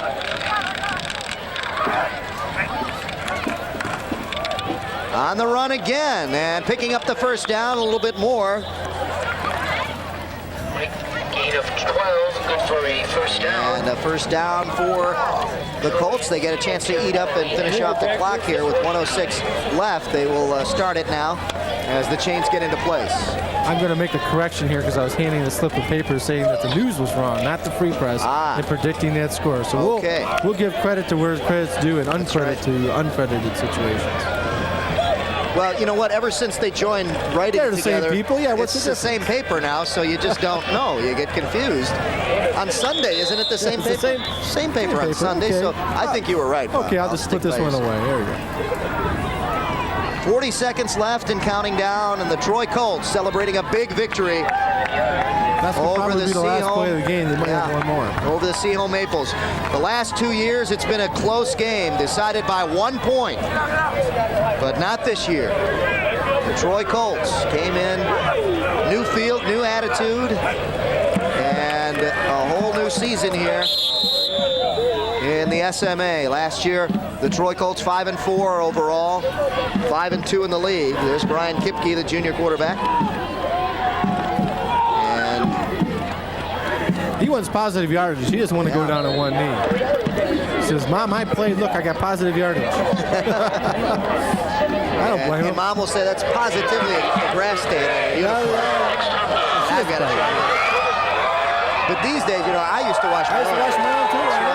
The Troy Colts, winners in one of the biggest games of the year for both of these teams. And the Colts again sending a message to the SMA. We are back. And it shows how difficult it is to win back-to-back titles in this conference. It was a good game, at least particularly for the Colts, obviously. But both teams, I think, learn a little something about themselves, and they'll be able to grow on this as the season progresses. Lloyd Abramson leading the way. Looks like he's limping, and he went out of the game. Looked like he was hurt. I mentioned that earlier when he had the handoff earlier in the game, late in the fourth quarter, about midway through, he handed the ball off. I noticed he was limping at that point. Looked like he might have pulled a muscle in his calf. So we hope he's okay for the rest of the season. In the meantime, the Troy Colts move on. 2-0 for the Troy Colts, 34-7 the final score. We'll be back to wrap it up right after these messages.